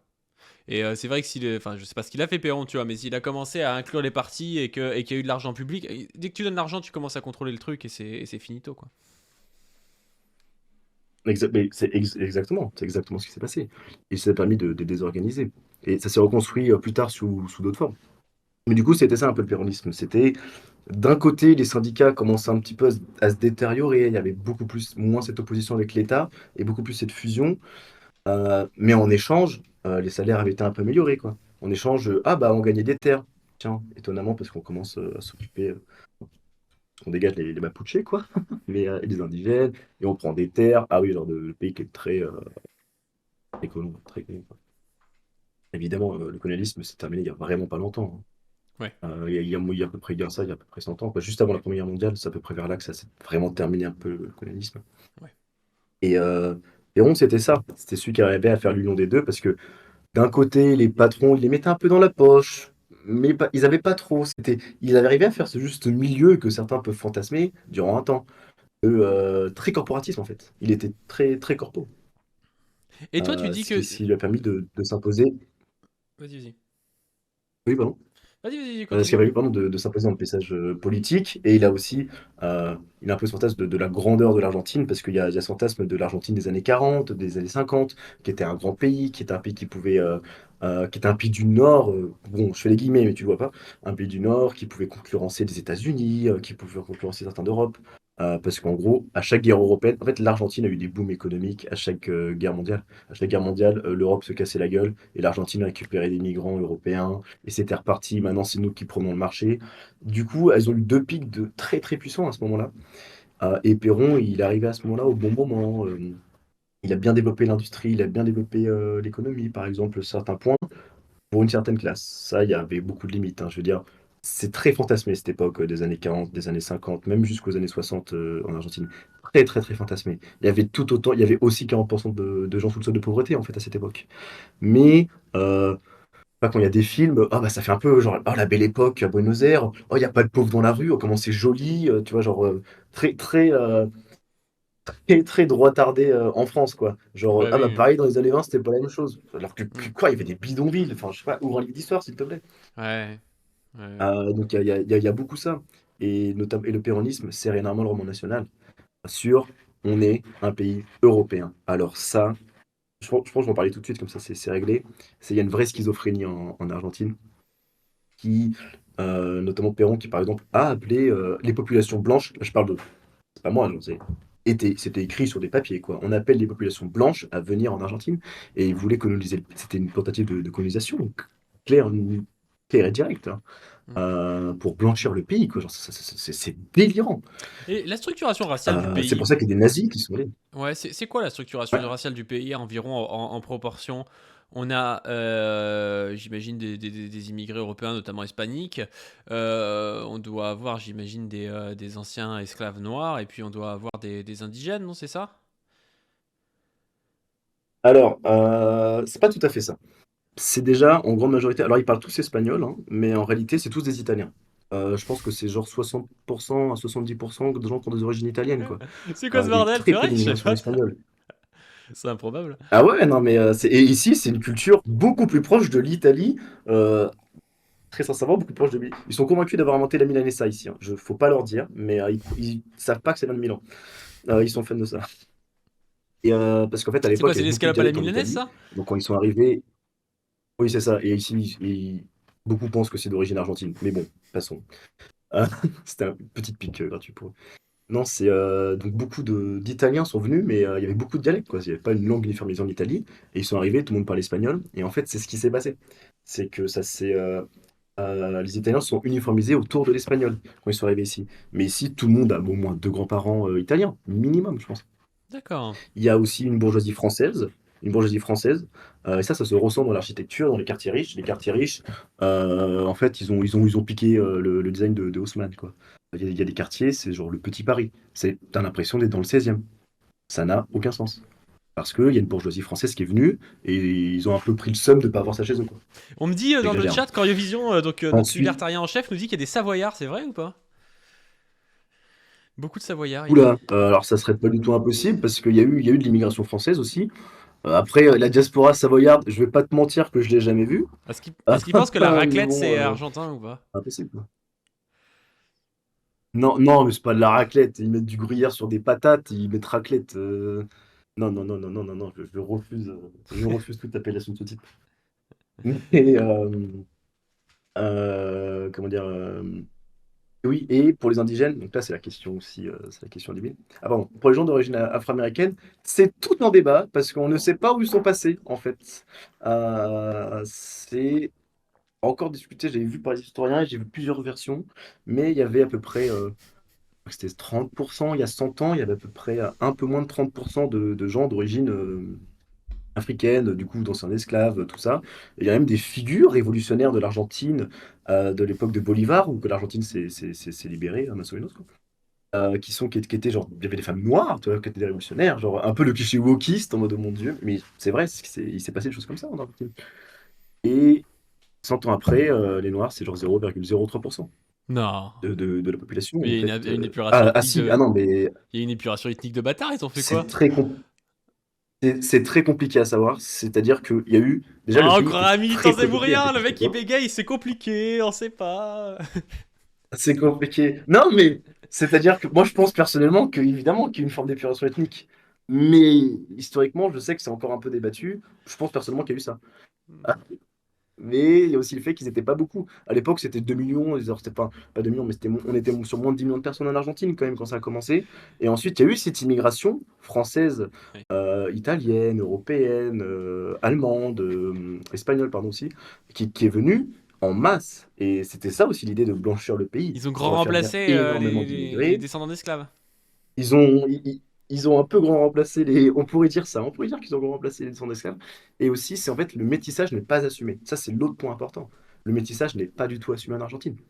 Hmm. Ça, c'est les indigènes avec qui t'en parles. Eux, ils parlent de comment est-ce que les... Ah si, il y a une diaspora sénégalaise qui se trouve dans le quartier, dans Once, dans un des quartiers depuis quelques années. Il y a beaucoup de migrants qui viennent du Sénégal ou d'Afrique un petit peu subsaharienne, de plus en plus. Voilà. Et il y a un quartier où ils sont là. Bah, voilà. Il y a Cassandre qui dit il n'y avait pas un bail Mais c'est avec, très... Moi, c'est avec très un à Buenos Aires. incendie où ils ont laissé crever les esclaves. Oula, bah, il y en a eu plusieurs, je pense, en vrai, hein. Moi, j'en ai déjà entendu parler de plusieurs trucs. Et aussi le fait qu'ils aient mis les esclaves en première ligne durant des révolutions ou quand il y a eu des guerres avec le Chili. Et c'est pour ça, quoi. Mais oui, beaucoup ont fui aussi, objectivement. Beaucoup ont fui, notamment vers le Brésil, qui est beaucoup plus métis. Et ensuite, le métissage n'est pas du tout assumé en Argentine. Ça, c'est un chiffre qui permet de voir, c'est sur les indigènes. Euh, les indigènes, par exemple, il y a eu le génocide mapuche, qui n'est pas du tout assumé comme un génocide. Et par exemple, c'était encore dit sans pression à la télévision il y a 3 mois. Pas il y a, il y a vraiment 3 mois. Non, mais les Mapuches, on a dû les tuer parce que comme ça, on a récupéré du territoire pour se défendre du Chili, c'était nécessaire. Voilà, il y a des mecs qui disent ça à la télé sans pression aujourd'hui. C'est le racisme en Argentine, c'est un sport national, ça aussi, hein. Les Mapuches, Et c'est quoi? C'est des indigènes qui vivent où? Qui vivent dans la forêt, dans une forêt? C'est quoi? non, c'était dans la Pampa. C'était dans la D'accord. Pampa. La Pampa, Il sens y a pas de littéral. forêt La en Pampa, Argentine. c'est. On dit Il y a pas de grande forêt. si, Ça, dans ça le touche pas nord, la il y a des forêt forêts amazonienne, de toute façon. tropicales. Il y a. Non, mais il y a quand même un bout un peu tropical. Il y a un peu de la savane. Il y a vraiment tous les paysages. Ouais. Il y a de la Pampa, il y a de la toundra. Et du coup, les Ah oui, de la Mapuches, toundra. c'était un peu ceux qui étaient vers le sud de l'Argentine, donc beaucoup plus un peu des plaines, beaucoup plus proche d'une culture des Chiliens. Pas des Incas, hein. Faut, Oui. un peu un bordel. Il y a vraiment genre, il y a une soixantaine de communautés indigènes avec des langues et des dialectes tous différents, évidemment. Qui sont peut-être C'est très très compliqué. Et plus préservés qu'aux États-Unis, j'imagine, non? Parce qu'ils vivent peut-être dans des endroits plus non, pas compliqués. du tout. Ah Non? non, mais Pas du tout? non, non, non, non, non, pas du tout. Ah non, non, Parce que très les très loin de là. Amérindiens, c'est déjà pas On est, top, hein. c'est pas, ouais, complètement. Mais ça, je pense, que c'est plutôt un fantasme, enfin, cet imaginaire de la tribu qui est quelque part en Hmm. Amazonie. C'est vachement plus, on va dire, vers le Brésil ou vers l'Équateur, par exemple, peut-être vers la Colombie. En Argentine, on n'est pas du tout sur ça. Enfin, ils ont des téléphones, hein. Je communique avec eux. Je suis déjà venu, je suis parti les voir. Euh, ils ont complètement des téléphones. Ils vivent. Ils sont pas déconnectés de la civilisation, hein. Ils ont des routes, ils travaillent, ils ont parfois leur langage, leur dialecte. Ils vivent dans des trucs plus proches désertiques, tu vois. Ils sont un peu isolés juste parce qu'il y a pas il y a pas beaucoup d'infrastructures, tu vois. Hmm. Mais en réalité, ils sont pas extérieurs à la civilisation argentine. Par contre, Hmm. il y a une négation sur le fait de ce qui se passe avec eux. Ils ont pas vraiment de terre, quoi. Et on pourrait venir par rapport à l'impérialisme, c'est qu'il y en a beaucoup, notamment ceux avec qui j'étais, c'est la communauté Com qui vit sur des gisements de lithium gigantesques. Ouais. Et alors là où c'est intéressant de voir quel type de profils vont parler avec eux, hein. Hmm. Je pense qu'on pourra parler, mais on est sur du très suspect, hein. Et du coup, non, non, Donc c'est il y des a un peuples racisme sans qui est terre. très très fort. Est-ce qu'on peut leur donner un bout comme ça de Moyen-Orient? Je ne sais pas, je ne pense pas non plus. Mais non, mais ils sont sur terre et ils étaient un peu plus chasseurs-cueilleurs. Maintenant, ils sont devenus beaucoup plus, ils sont beaucoup plus dans l'agriculture, notamment. Ok. Mais ils n'assument pas aussi, c'est le pays parlait de 1% de. Ils disent que parfois il y a 1% d'indigènes, tu vois. Pas vrai. Tu quittes Buenos Aires, genre, Buenos Aires, bon, beaucoup de les gens, beaucoup de têtes plutôt typées européens, tu vois. Tu quittes Buenos Aires, tout le monde est métis. Tout le monde est métis. Tout le monde est métis. C'est vraiment, ça se voit clairement. Ouais. Et les gens n'assument pas du tout leur héritage. Bon, il y a Indigène, aussi ouais. le racisme, quoi. Genre, les gens préfèrent se dire qu'ils paraissent boliviens, qu'ils sont indigènes. Ah, mais 1000 fois, hein. Et du coup, il y a ce déni-là, et ça, sais que ça fait beaucoup de mal à la communauté, quoi. C'est qu'ils perdent beaucoup de leur culture comme ça, des gens qui ne veulent plus assumer leur origine indigène. Et, mais c'est la fête, les pourcentages, vraiment. Genre, Millet, son discours, il a dit ouais, 10% d'indigènes, tu vois. Des fois, ils disent 1%, des fois, ils disent 10%. Personne sait, parce que Hmm. c'est très compliqué de savoir, vu que c'est du métis, en fait. C'est du métissage de tous les côtés. Autant qu'il y a eu, du coup, avec les Afro-Américains qu'il y avait en Argentine, que les indigènes, que les Européens, quoi. Je dirais, ce qui a vraiment le moi, par exemple, c'est beaucoup plus des. Il y a pas d'arabe, quoi. Il y a très très peu d'arabe. Il y a une mosquée vers le nord de Buenos Aires, quoi. Mais c'est tout, quoi. Ok, ok, ok, ouais. Alors, qu'est-ce qu'on peut aborder d'autre par rapport à tout ça? Ouais, j'aurais bien aimé parler, parce qu'on dit souvent que Milei, est négationniste des actes de la dictature des généraux. Ah oui. Raconte-nous tout ça. C'est vrai, c'est pas vrai, c'est abusé, Alors, c'est des fake news. non, non, c'est complètement vrai, mais Bah, raconte-nous un peu la il a dictature même, des généraux il si a tu veux, genre travaillé. rapidement, et puis je crois que c'est 30 000, c'est 30 000 disparus ou 30 000 morts, un truc comme ça. C'est ça, c'est 30 000 disparus. Et Mais c'est juste après le péronisme en fait. C'est dans les années peut-être 70. exactement, c'est quand après le péronisme, problème de crise, ça s'est terminé sur les Malvines. Peut-être qu'on viendra sur les Malvines après plus tard. Mais une dictature militaire s'instaure. J'ai pas toutes les cartes en main, je pourrais pas expliquer toutes les raisons, toutes les causes. Oui, oui, oui. Évidemment qu'il y a eu des problèmes économiques, mais je pourrais pas expliquer toutes les raisons de pourquoi est-ce qu'elle a eu lieu, hein. Je suis pas encore à ce niveau-là. Mm, Et la dictature argentine était notamment centrée et maintenait un petit peu son pouvoir par l'ennemi intérieur, mm, surtout par l'ennemi intérieur en fait. C'était comme ça qu'ils ont réussi à garder l'autoritarisme avec les terroristes. Et là, très intéressant aussi de voir cette utilisation du langage, quoi. C'est mm. que c'était des terroristes. On parle pas de communistes, on parle pas de révolutionnaires, on parle pas de syndicalistes, tu vois, genre non, non, communistes, Terroriste. terroristes, Mm. communistes. Des agents limite, oui, limite, tu vois, genre des agents de Cuba limite, tu vois, genre enfin, un peu la fête, quoi. Et on parle de beaucoup de gens, des déportés qui ont disparu du jour au lendemain. Et aussi, on parle de 30 000 personnes, du coup, qui ont disparu. Et peut-être autant de bébés. Parce que du coup, les gens avaient ça, je sais pas si les gens n'ont pas beaucoup parlé. Les gens avaient. Les bébés ne sont pas comptés comme les disparus, en fait. Enfin, si, mais ça dépend lesquels, mais c'est plus compliqué. Parce qu'il y avait beaucoup de gens, dont ces gens qui ont été disparus, on ne sait pas s'ils sont morts ou pas. Ils sont tous morts, malheureusement. Ils avaient des enfants. Et ces enfants-là étaient pris et ils étaient donnés à des membres du parti, quand ils étaient bébés, tu vois. Ou ils étaient donnés le truc d'adoption. Et du coup, il y a eu une grande campagne il y a quelques années ici en Argentine, de tout le monde faisait des tests ADN pour savoir est-ce que je suis pas un bébé volé? Ça atteint ce stade-là, quoi. Et juste à côté de et ce centre-là existe toujours pour aller faire le test, qui est à côté de la maison présidentielle d'ailleurs. C'est vraiment à 100 mètres, quoi. D'accord, d'accord, Et d'accord. donc la dictature a été très violente et a fait énormément de détournements économiques. Je veux dire, c'est aussi ça, c'est que là, par contre, là, il y avait beaucoup moins d'insécurité aujourd'hui dû à la pauvreté, il y avait beaucoup plus de sécurité, clairement.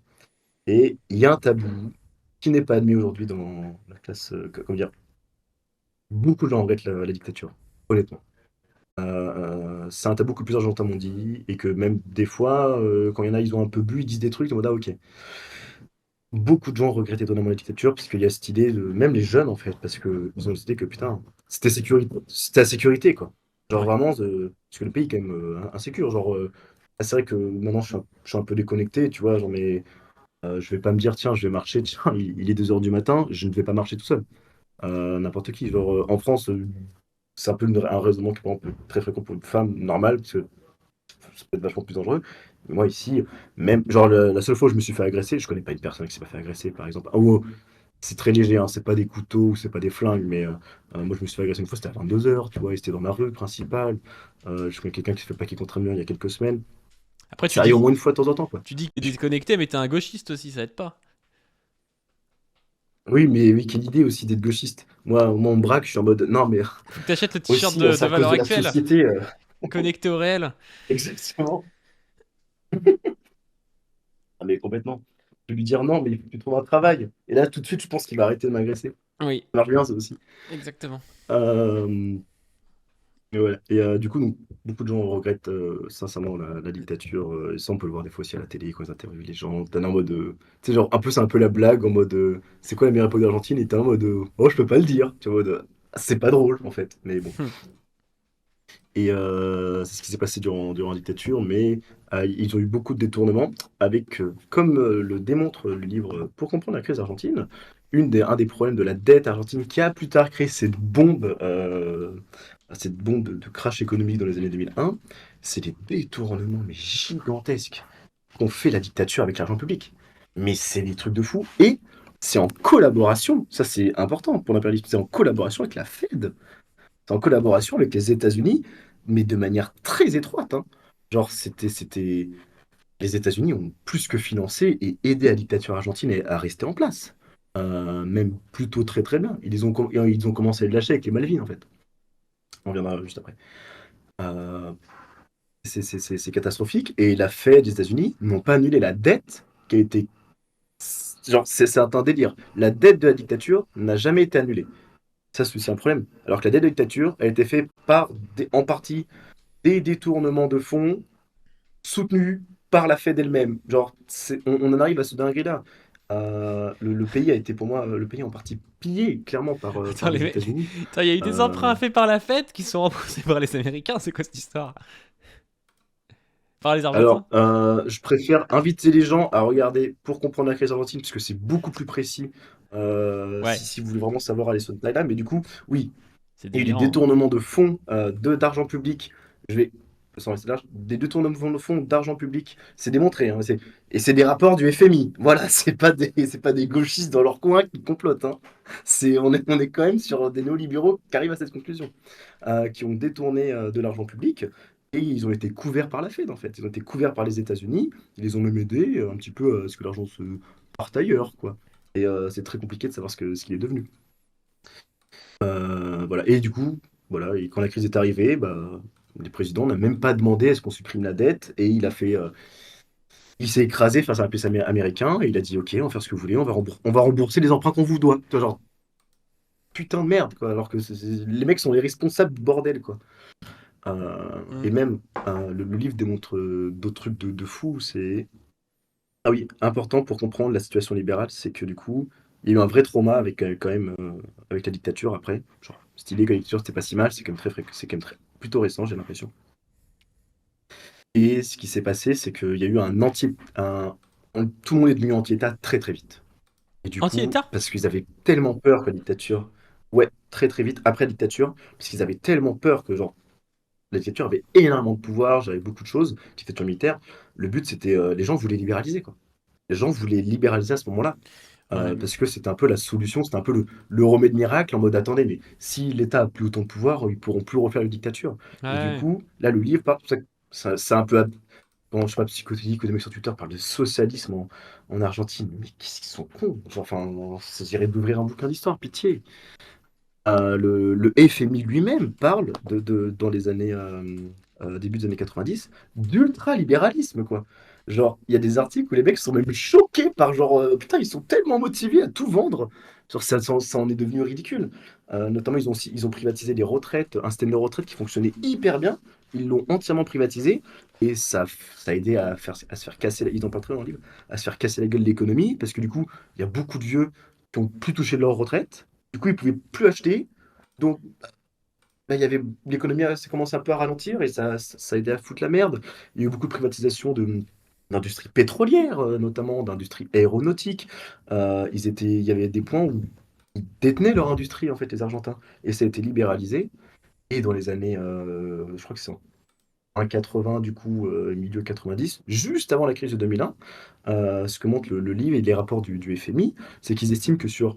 Là, faut s'accrocher, hein, vraiment. C'est sur 1 dollar de création de richesse. Genre 1 dollar créé en ressources en Argentine pendant plus de 10 ans, pendant cette époque de libéralisation, il y avait 87 qui allaient à l'international.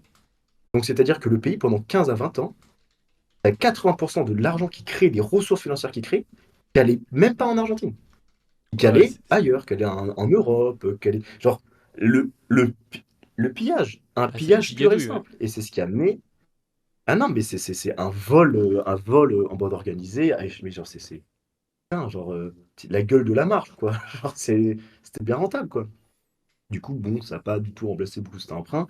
Et du coup, bah, l'économie, parce que les gens n'ont pas eu de retour. Je veux dire, retour sur investissement, c'est pas vraiment un retour sur investissement que les gens n'ont pas eu, mais le niveau économique des gens n'a pas tant que ça a augmenté. Et la bourgeoisie s'est mis un petit peu bien. Les classes populaires sont restées pauvres, en fait. Et les gens dans Buenos Aires sont restés un peu dans leur bulle. Où on a l'impression d'être un peu classe moyenne, tout va bien, alors que le pays était hyper pauvre. Il Et y a une c'est douille toujours un peu le constante cas, comme j'ai ça l'impression. où Kouskar, il en parle pas mal de la confusion entre l'État. Tu vois, l'État, ça peut être deux choses. Ça peut être la dictature, ça peut être l'État, c'est ce qui peut avoir des appareils répressifs, des choses comme ça. Et il y a aussi l'État social. Et la douille des libéraux, c'est que quand ils libéralisent l'État social, donc ils enlèvent l'État social, parce que personne n'est contre l'État social en général, Et par contre, il libéralise jamais les forces de l'ordre, par exemple. Et ça, c'est vraiment mais une espèce de Ah bah non. mystification, quoi. Les discours contre l'État, c'est toujours des discours contre les retraites et c'est jamais des discours contre les forces répressives, quoi. Bah, il faudrait pas, faudrait pas commencer à allumer son cerveau non plus, quoi. Ah, il faut quand même maintenir une protection de l'État. C'est comme Milei, par exemple, libertarien, il est quand même vachement néolibéral en réalité quand on regarde bien. Il veut pas supprimer la police, il est pas pour les milices privées, hein. Ouais, ouais, bah Ça il le est. mettrait un petit peu dans la merde, à vrai dire, hein. Hmm. Genre, ah, C'est pas un super, vrai libertarien. il est néolibéral, C'est un minarchiste. C'est pas des régalien, vrais, quoi. moi, je Enfin, trouve. C'est j'ai c'est des faux l'impression. libertariens. Oui, ah non, mais clairement, genre, parce que il veut garder l'armée, il veut garder la police, quand même. Tiens, c'est vraiment tout ce qui permet de protéger son pouvoir, il va le mettre en place, quoi. Ouais. C'est étonnant, ça. Bah, c'est un ça Et qui est dans aussi, une dérive ça, c'est un truc néofasciste, que. hein, c'est que c'est un libéralisme autoritaire. Il manque plus qu'un aspect Exactement. racial et d'ennemi de l'intérieur, et le mec il va devenir vraiment néofasciste, quoi. Il est... L'ennemi intérieur, il est déjà là, parce qu'il parle de marxisme culturel tout le temps. L'ennemi intérieur est déjà là, vraiment, dans son discours. Et tout ce qui est racialiste, aussi en réalité, hein, mais il est beaucoup plus atténué. Et du coup, dans sa négation, pardon, parce que du coup, je n'ai même pas fini, oui, il est dans la négation de la dictature, et il défend le même argumentaire. Non, mais déjà, c'était les terroristes, et il n'y en a même pas eu 30 000. Tu vois, genre, bon, il a déjà tout ça. Et ça, je sais que ça a blessé beaucoup de gens. Genre, moi, par exemple, ma proprio, là, je sais que sa tante, elle est d'extrême gauche, et sa tante a été déportée, quoi. Ça touche vraiment des gens, ça a touché beaucoup de monde en Argentine. Il n'y a pas 1 milliard de personnes en Argentine, hein. C'est un petit pays, il y avait moins de monde avant. Ouais. Euh, et du coup, donc, il est complètement dans cette négation, et limite, c'était pas si mal, quoi. C'est marrant pour un libertarien. C'est marrant pour un libertarien à défendre quand même bec et ongle une putain de dictature militaire. C'est très surprenant. Tiens, tiens, tiens. Ouais, c'est bizarre, les libertariens sont d'extrême droite. Et, J'ai vu ça sur Twitter, genre les mecs qui sont là, mais non, il est pas d'extrême droite, il est libertarien, et il est pas contre le droit des homosexuels à se marier, ou je sais pas quoi. Tu sais, enfin, le ah, c'est gars, vrai. bah bien Je vois, sûr, mais mais il il est quand peut même avoir facho, quelques hein. incohérences et être un facho, tu Alors, vois. C'est pas, ah oui, genre, ça n'empêche je pas. sais pas combien de temps ça va durer, ça. Je veux dire, genre, il faut aussi admettre que le mec est une girouette politique. Comme un peu, bon, un peu tout le monde dans le paysage politique en Argentine. Il est quand même passé en une semaine, il s'est très assagi la dernière semaine. Ouh là, il lui manquait quelques pourcentages. Ouh, alors là, il était d'une douceur à la télévision, mon Dieu. Et c'est pour ça qu'il y a eu deux, trois extraits où il paraissait un peu fou, un peu parano. Ils les ont montrés en boucle, mais en réalité, à la télé, il était très, très calme. Il s'est réconcilié avec les gens, en mode, non, mais tout va bien, je les ai insultés, mais en fait, c'était pas vraiment ça. Ridicule, un peu ridicule. Yes, yes, yes, yes, Du yes. coup, il y avait un petit peu ça. Est-ce qu'il y a d'autres choses par rapport à tout ça? Je vais regarder le plan que tu m'avais envoyé. Écologie. Écologie, ouais, il y avait tout un truc écologique que tu voulais. Ouh, Ouais. Bah, ouais, vas-y, parce que alors ça, pour le coup, je ça pense me que semble personne n'est important. au courant de Ouais, ça me semble l'écologie important. en Argentine. Ouais, et ça me semble important parce que c'est partie thème où j'ai fait un peu de documentaire. Notamment parce que je pense que ce qui arrive aux populations indigènes en Argentine est un petit avant-goût de ce qui va arriver aux classes populaires, au prolétariat ici, et plus tard la classe moyenne, et plus tard la bourgeoisie dans longtemps. Une sorte de domino qui commence en fait. Genre le problème de la crise climatique a déjà clairement commencé en Amérique du Sud. Clairement. Il y a pas, il y a, là, je sais pas si vous savez, mais il y a quelqu'un qui est mort dans un concert de Taylor Swift, c'est ça, au Brésil, parce qu'il faisait trop chaud.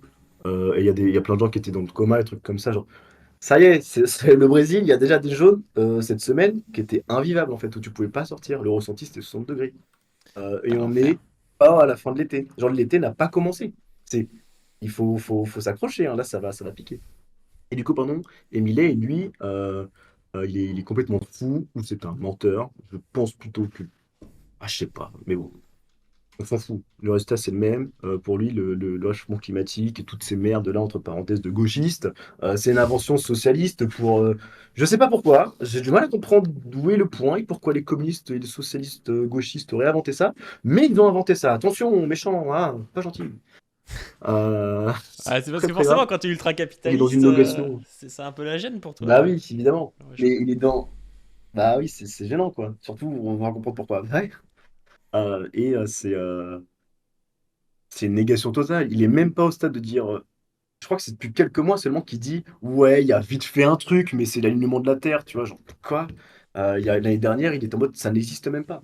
Il Ouais. est même il y a 20 ans de retard, je pense, en Argentine, sur ces questions, et même qui sont inquiétants. Et moi, j'ai l'impression que c'est aussi un des symptômes d'une forme d'un impérialisme que peut avoir l'Occident sur beaucoup de pays du Sud. C'est nos communications, des fois, j'ai l'impression. C'est en mode, putain, mais c'est quoi ce bordel? Ici, c'est des discussions très fréquentes avec des gens. Je veux dire, en France, il est admis, tu parles avec n'importe qui, euh, même si c'est pas les activités humaines, même si c'est pas quoi. Ok, il y a un réchauffement climatique. Quelqu'un est d'accord pour le réchauffement climatique.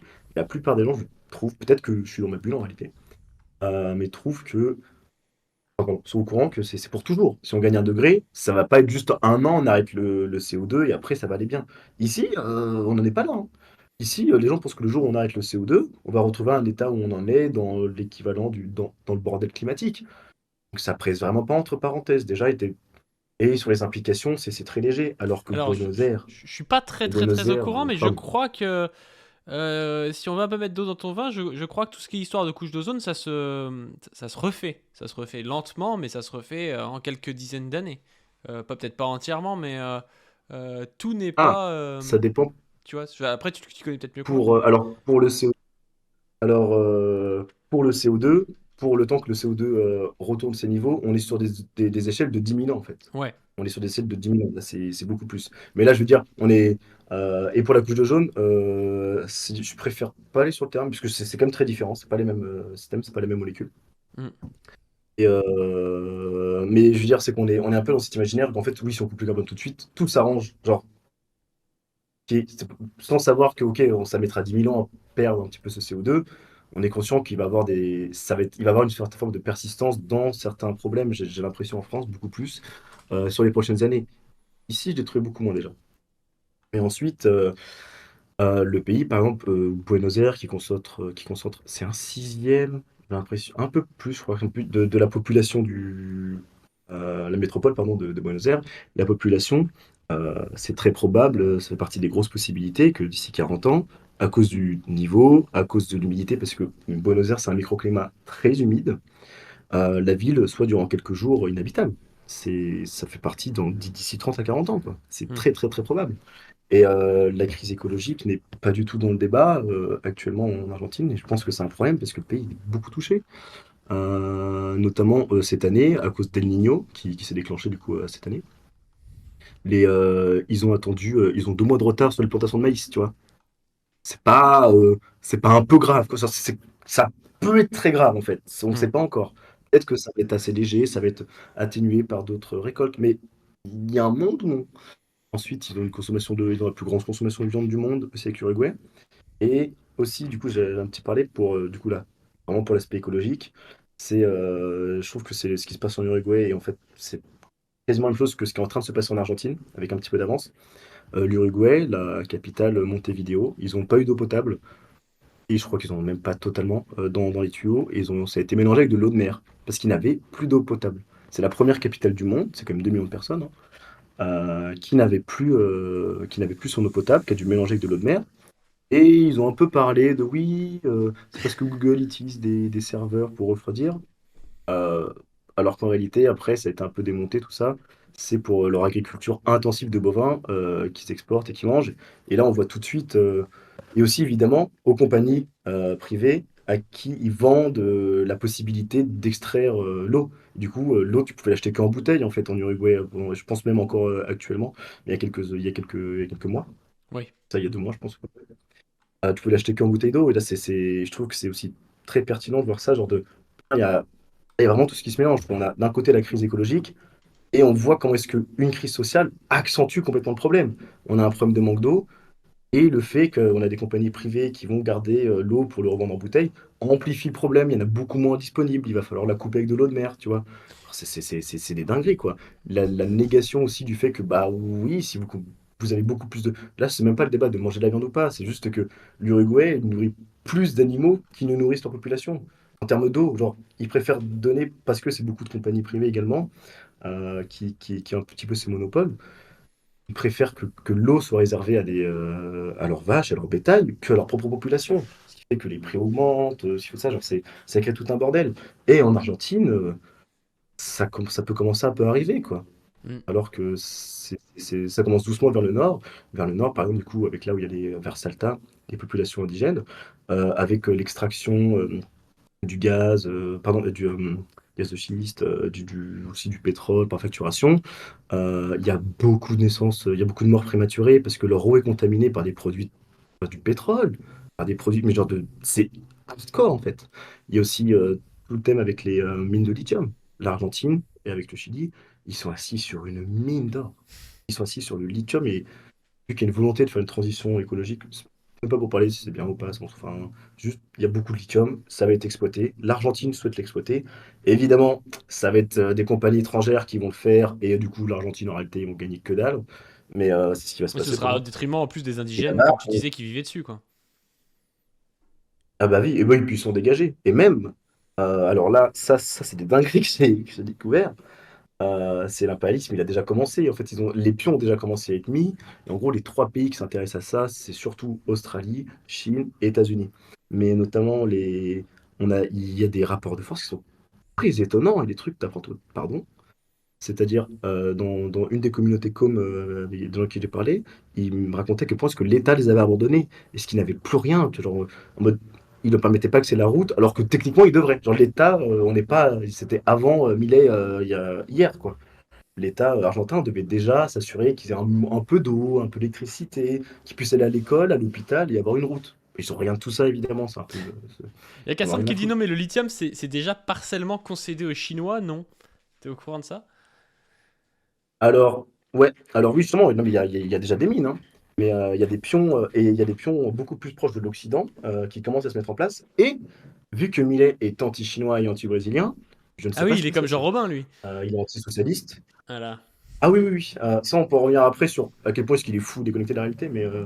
Et du coup, notamment, beaucoup de communautés com nous racontaient, quand on filmait, que les seuls qui les ont aidés, c'était l'ambassade australienne. Donc, tu as une ambassade australienne perdue au milieu de Salta, de je sais pas où, qui arrive et qui finance des hôpitaux, et qui finance des écoles, sachant que l'Australie est un petit peu genre numéro 2 à l'échelle mondiale de l'extraction de lithium. Genre, on est quand même sur des trucs un peu bizarres et c'est déjà arrivé qu'en gros, c'est un peu des deals. C'est ah, putain, vous êtes des indigènes, vous êtes sur des. Déjà, ils ont pas tous des terres, entre parenthèses, et les peu qui ont des terres, bah, ils sont assis sur du lithium et on vient les voir en mode ah, on vous a abandonné, bah non, on vous passe de la thune et en échange, on défonce votre terre. Et c'est ce qui Ouais. se passe. Il y a pas tout... il y a des populations indigènes qui disent non, mais il y a pas, je me souviens qu'ils avaient fait un article là-dessus d'ailleurs. Je l'ai retrouvé. Beaucoup d'indigènes disent non, mais enfin, en réalité, très peu de communautés indigènes arrivent à dire non. Il faut avoir les moyens de pouvoir dire non. Là, c'est Bien pareil, on sûr. a la confrontation, idéologie ou pas, il faut de l'eau et il faut bouffer en fait dans la vie. Non, moi je trouve que c'est un Et, contrat c'est fait en là-dessus bonne qu'ils et due arrivent à se faire forme, acheter. éclairé de la part de tous En les liberté destinataires. En totale. liberté totale, ouais. Exactement. Non mais c'est gagnant-gagnant, tu comprends. C'est une C'est déconnexion trop ça totale, le quoi. Je veux truc. dire, c'est. Quel enfer. Faut. Non mais faut Quel être putain fou. d'enfer. Et du coup, oui, actuellement, comme le soulève Cassandre, il y a eu, c'est la Chine en grande majorité qui est là, mais il est fou, il est anti-chinois. Je crois que les exportations en Chine, c'est pas tant que ça en réalité, c'est genre 7-8% de ce qu'ils gagnent dans les échanges internationaux. Mais je sais qu'il y a une région où c'est genre presque 50%. Donc bon, il y a quand même une région qui va se faire bien niquer par tout ça. Et ça, je me souviens, j'en avais, enfin, hier, justement, je discutais discuter, non. Même, je parlais à des murs sur Twitter qui sont des libertariens, et eux, ils ont parlé à l'autre mur qui est le gauchiste que je suis, qui racontait que non, mais il veut rompre les relations diplomatiques entre le Brésil et la Chine, mais les garder sur un plan commercial, vu que c'est des entreprises privées. Mais la déconnexion des libertariens, genre, dans quel monde tu peux aller envoyer faire foutre un diplomate d'un pays et les entreprises de ce même pays sont en mode oui, ça ne nous dérange pas et on n'a aucun problème de se foutre, comment dire, d'être en conflit avec notre État. Enfin, il y a une déconnexion totale. Le monde ne devient pas libéral parce que Millet devient libéral. Même s'il libéralise, il fait tout ce qu'il a dit de faire, patati, je ne sais pas quand il va le faire d'ailleurs, il fait tout ce qu'il a dit de faire. Le Brésil ne devient pas un État libéral. Les entreprises, même si elles sont privées et qu'elles veulent les changer, hein, Lula, il peut mettre des vrais coups de pression. Il peut dire, ah bah, vous aurez aucun contrat les prochaines années. Et là, les entreprises, elles vont dire, ah bah, on va plus parler avec l'Argentine. Alors ça, c'est un rapport de force concret, par exemple, Bah oui. qui pourrait arriver. Mais d'ailleurs, Et la Chine, genre, tu et la dis qu'il Chine, aime j'en pas parle même pas. le Brésil, mais pourtant il y a Bolsonaro et tout. Pourquoi est-ce qu'il aime pas le Brésil? Ah non, parce qu'il y a Lula. Non, en fait, c'est pas qu'il aime pas le Brésil, il aime pas Lula parce que c'est une salope socialiste pour lui, d'après lui, tu vois. Ah, il aime pas Lula. Il C'est aime pas pas Lula. vraiment qu'il aime pas le Brésil. Oui, c'est ça, c'est qu'en fait, c'est un pays genre, c'est vraiment un peu ces deux ennemis qui décrit parfois. Et il aime beaucoup les États-Unis, hein. Son objectif, c'est vraiment de devenir Donc, comme les États-Unis. d'accord, On en d'accord. va voir un petit peu son nationalisme, mais oui, genre, il attaque beaucoup le Brésil et beaucoup le Canada parce que c'est le marxisme, ah, attention, ah. Mais donc, avant l'élection Mais de Lula, il était. Et par rapport au Brésil, enfin, je sais pas, je croyais qu'il était proche de Bolsonaro, moi, ce gars-là. Mais c'est après, peut-être qu'il est comparé dans les médias à Bolsonaro, tu vois. non, ouais, non, mais je pense qu'il est proche de Bolsonaro, hein, Milei, hein. Mais c'est pour ça que, genre, je dis Brésil, c'est l'État actuel. Genre, c'est la politique actuellement du Brésil qui est plutôt à gauche avec Lula. Ça me fait marrer d'ailleurs que ces mecs-là prennent Lula pour un socialiste de l'extrême, alors que c'est. Alors, il est plus à gauche que ce qu'il Oui, y avait à genre, gauche en Argentine, mais c'est pas non plus la folie, tu vois. Enfin, clairement. Non, mais c'est aussi ça, c'est que il appelle aussi socialiste la moindre personne qui le contredit, t'es qu'un marxiste dégénéré, quoi. Genre, c'est le le pape est primitif socialiste, hein. libertarien, quoi. Euh, hein? Le pape est socialiste pour lui. Et communiste, même. Oui, voilà, oui, non, c'est le diable sur Terre, attention, tu vois. Ça, Ouais. là-dessus, il a perdu des points, hein. Je pense que il aurait pas dit ça, il aurait peut-être fait 5% de plus. C'est pas impossible, hein. Parce que Ouais. c'était un coup dur pour lui en réalité. C'était peut-être pas une bonne idée de dire ça, je sais pas. Je sais pas, hein. Bon, il a quand même gagné, hein. Mais voilà. Ouais, c'est ça. Et pour revenir, parce que tout à l'heure, j'ai pas totalement répondu, pardon. Je Ouais. me permets, c'est sur le discours nationaliste identitaire. Parce que il a un petit peu, mais en fait, il a de plus en plus aussi, mais qu'il a quand même. Sur son discours, c'était vraiment l'Argentine. Tu sais, il le dit plusieurs fois, c'était le pays le plus riche du monde pendant un temps. Bon, Hmm. déjà, c'est pas vrai, mais bon, on va Évidemment que peut-être c'est pas commencer à vrai. vérifier tout ce qu'il dit. Oui, genre, c'est jamais arrivé.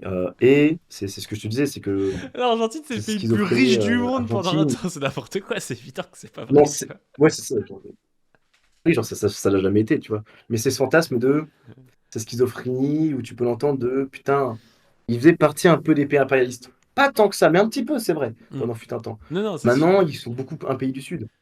Et ça, on le ressent beaucoup. Dans la, c'est aussi avec la crise de 2001, quoi. Ça, c'est la crise de 2001, c'est le moment où ils ont réalisé qu'ils n'étaient pas un pays du Nord. Mais très sérieusement. Il y a un truc, ça plusieurs fois, ils en parlent aussi dans le livre pour comprendre la crise argentine. Vraiment excellent, le bouquin. C'est quand il y a eu des migrants argentins qui ont été arrêtés à la frontière américaine. Alors ça, mais ça détruit, ça détruit le roman national, hein. Ils étaient en mode, ah putain, mais on est comme les autres qu'on critique tout le temps, tu vois. Les autres en mode, ah, vous êtes des pays du Sud qui galèrent, vous êtes nuls, tu vois. Très, tout s'est effondré pour eux. Ils ont réalisé que non, ils étaient du côté des dominés, en fait. Ils étaient plus des dominants. Et ils ont eu du mal à l'accepter, ça. Ils ont encore du mal à l'accepter. Et c'est pour ça, des fois, ils ont tantôt un discours un peu volonté de devenir impérialiste, autant des fois, ils vont se positionner comme des victimes de la colonisation. Alors, enfin, ça, je sais pas combien de fois on l'a dit, tu vois, des Français étaient, et d'un coup, enfin, genre, tu sais, genre, et un descendant de bourgeois italiens, tu vois, genre, enfin, dans la famille des deux côtés, c'est des paysans. D'un côté, il y en a, c'est des paysans du Maroc et d'autres de France. Et à l'autre, fils de bourgeois argentin qui m'explique que je suis un pauvre colon, tu vois, genre, qui vient défoncer son pays. Ça, bon, je peux dire agaçant, tu vois, mais c'est cet aspect d'alternation un peu très bizarre de nationalisme. Putain, on est grand, on dominait tout le monde. Maintenant, on est un peu les victimes. Ce qui est vrai, je veux dire, c'est la France fait partie des pays avec le FMI notamment qui ont massacré l'Argentine. La France, je pense, avec les États-Unis, j'ai l'impression que c'est un peu les deux gros coupables. Parce qu'on a quand même dirigé le FMI pendant très longtemps. Euh, et les États-Unis avec la Fed ont tout défoncé. Ouais. Et du coup, il y a cette jonction un petit peu de.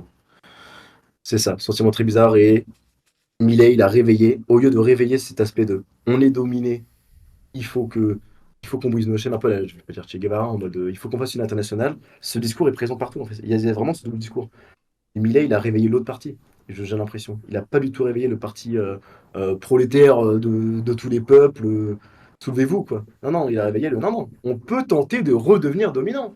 Ouais. Clairement, il faut qu'on redevienne puissant, il faut tout ça. Et ça, je trouve ça waouh, quand on voit le pic, il a vraiment été sur les deux fronts ces dernières décennies. Ah, et il veut choisir de dominer, quoi. Bah, c'est le Et piège c'est hein, pas dans quelqu'un de des facile, systèmes hein. capitalistes, c'est que évidemment quand on domine c'est bien. Sauf qu'en fait on peut pas tous dominer Et en fait, même au bout d'un moment, même le dominant se retrouve en crise avec des tensions internes importantes, même si ça prend du temps. Mais on comprend le truc, tu vois. Et nous, on est un peu dans la même chose. Et c'est vrai bah, que quand on réussit d'être dominant, la France arrive à l'être un petit peu. Et du coup, on a l'impression de retrouver cette sensation de grandeur, machin. Mais ça dure qu'un temps. Alors pour l'Argentine, c'est comme nous, mais en 10 fois pire parce qu'ils sont en réalité 10 fois moins dominants, quoi. Complètement, complètement. Ah, là, je vois vite fait passer un message à Cassandre qui dit que la haine des roast beef, c'est la complicité avec les Argentins. Oui, c'est vrai, ils ont une haine assez élevée envers les Britanniques, C'est bon ça. envers les Anglais, C'est à cause du rugby, je avec la pense. guerre des Malvines, Non, c'est à qui cause du est... rugby. Non, même pas. Ah non, c'est vraiment, c'est vraiment la guerre des Malvines. Le rugby, d'ailleurs, tout le monde s'en fout ici du rugby, hein. Ah bon? C'est comme le tango, c'est un scam. Genre, ouais, le tango est un scam. Mais du coup, le rugby, c'est pas que tout le monde s'en fout, mais c'est que c'est un sport de riche. C'est vraiment un sport d'élite bourgeoise. Bah, c'est marrant Les parce qu'ils gens, sont forts quand même. ici, tu dis que le rugby, ah ouais, c'est ça, tu parles du rugby, ils te regardent un peu en mode ah d'accord, c'est en mode Ah oui, parce qu'ils jouent ah, au foot en fait, les le pauvres. bourgeois. Oui, ok. Exactement, tout le monde joue au foot, tout le monde joue au foot. Oui, je vois bien le truc. Ça, oui, c'est des malades, évidemment. Mais, pas besoin de vous expliquer ça. Mais du coup, oui, avec la guerre des Malvines, il y a des grosses tensions avec les Anglais, même si ça s'est arrangé avec les derniers présidents. Et Milei, bon, il aime bien Thatcher, il a pas forcément. Ce qui est bizarre, tu vois, genre, c'est vraiment le sentiment anti-anglais, il est très fort ici, hein. Mais bon, on a fait un peu la paix avec eux, on travaille avec eux, et lui, il aime Thatcher, qui était là pour la guerre de Halloween. Il peut avoir plein de doubles discours, quoi, qui arrivent vraiment à fonctionner très facilement ici. Ouais, bah il fait une Trump, hein, et il joue un peu partout, Oui, et il utilise la haine des élites, quoi. On connaît le bail, hein. C'est un peu ce que font le Front National en France, hein, quand ils pensent, hein. Ils disent tout leur contraire, au final, ils votent rien en faveur de ce qu'ils ont dit, oui. et puis ils disent, ouais, mais nous, on n'est pas Macron, et Mélenchon, il a été sénateur pendant longtemps, regardez, il fait partie de l'establishment, et puis voilà, quoi. Non, complètement, complètement. Bon, est-ce qu'on a fait le C'est carrément tour l'objectif de ça. ou pas? Ou est-ce que tu avais Hmm, d'autres choses? bah, si t'as d'autres questions, pour moi, j'ai l'impression que j'ai... Je regarde un petit peu ce que j'ai noté, mais...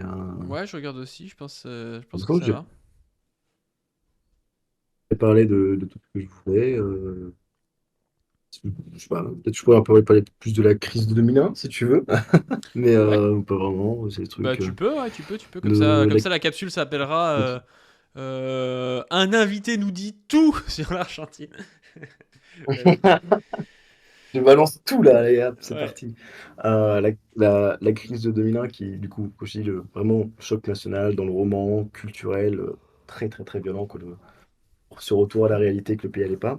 Et ses origines sont à piocher dans l'ultra-libéralisme qui a été fait après la dictature. Et il y a d'autres choses aussi. C'est notamment ça, beaucoup. Ah, les Argentins parlent énormément. Et je pense aussi, c'est pour ça que Milei arrive autant à s'imposer avec sa dollarisation. C'est qu'ici, pendant un moment, il y avait un deal avec la Fed, avec les États-Unis, un deal qui a précipité la crise argentine d'ailleurs. Le livre pour comprendre la crise argentine le démontre plusieurs fois, sur plusieurs aspects. C'était que un pesos était un dollar. Pas que ils n'ont pas dollarisé, mais en échange international, pour stabilité, un début d'inflation qui avait eu lieu, ils ont dit, vous savez quoi, un pesos, ça sera un dollar. Et c'était un deal. Et les gens dans la rue, dès que tu dis un petit peu que t'es européen, que tu parles de l'inflation, là, c'est en mode, ah, moi je me rappelle, et c'était la belle époque, quoi. Tout allait bien. J'avais mon pesos qui valait un dollar. On avait une monnaie forte. On était comme les États-Unis. Il y avait clairement ça. Genre, ils avaient une monnaie qui était, sur le papier, plus forte que l'euro, quoi. Même si c'était avant l'euro, pardon. Mais genre, c'était un truc de fou. Tout était génial. La vie était parfaite. En réalité, en même temps, l'économie se pétait la gueule. Et en fait, ça ne permettait pas de voir la réalité concrète de ce qui se passait. Mais ça a vraiment maintenu très longtemps l'illusion que c'était un pays du Nord notamment. Et que c'était vraiment un moment qui était agréable pour beaucoup d'Argentins. C'était un moment où l'économie allait bien, où elle se portait bien. Et c'est la volonté de dollariser de Milei, j'ai l'impression qu'elle fait écho à ça. Parce que plusieurs fois des gens m'en ont parlé en mode de dollarisation. Ils parlaient tout de suite de ça. Et ça, c'était avec Menem, le président Menem, pardon, qui a foncé le pays.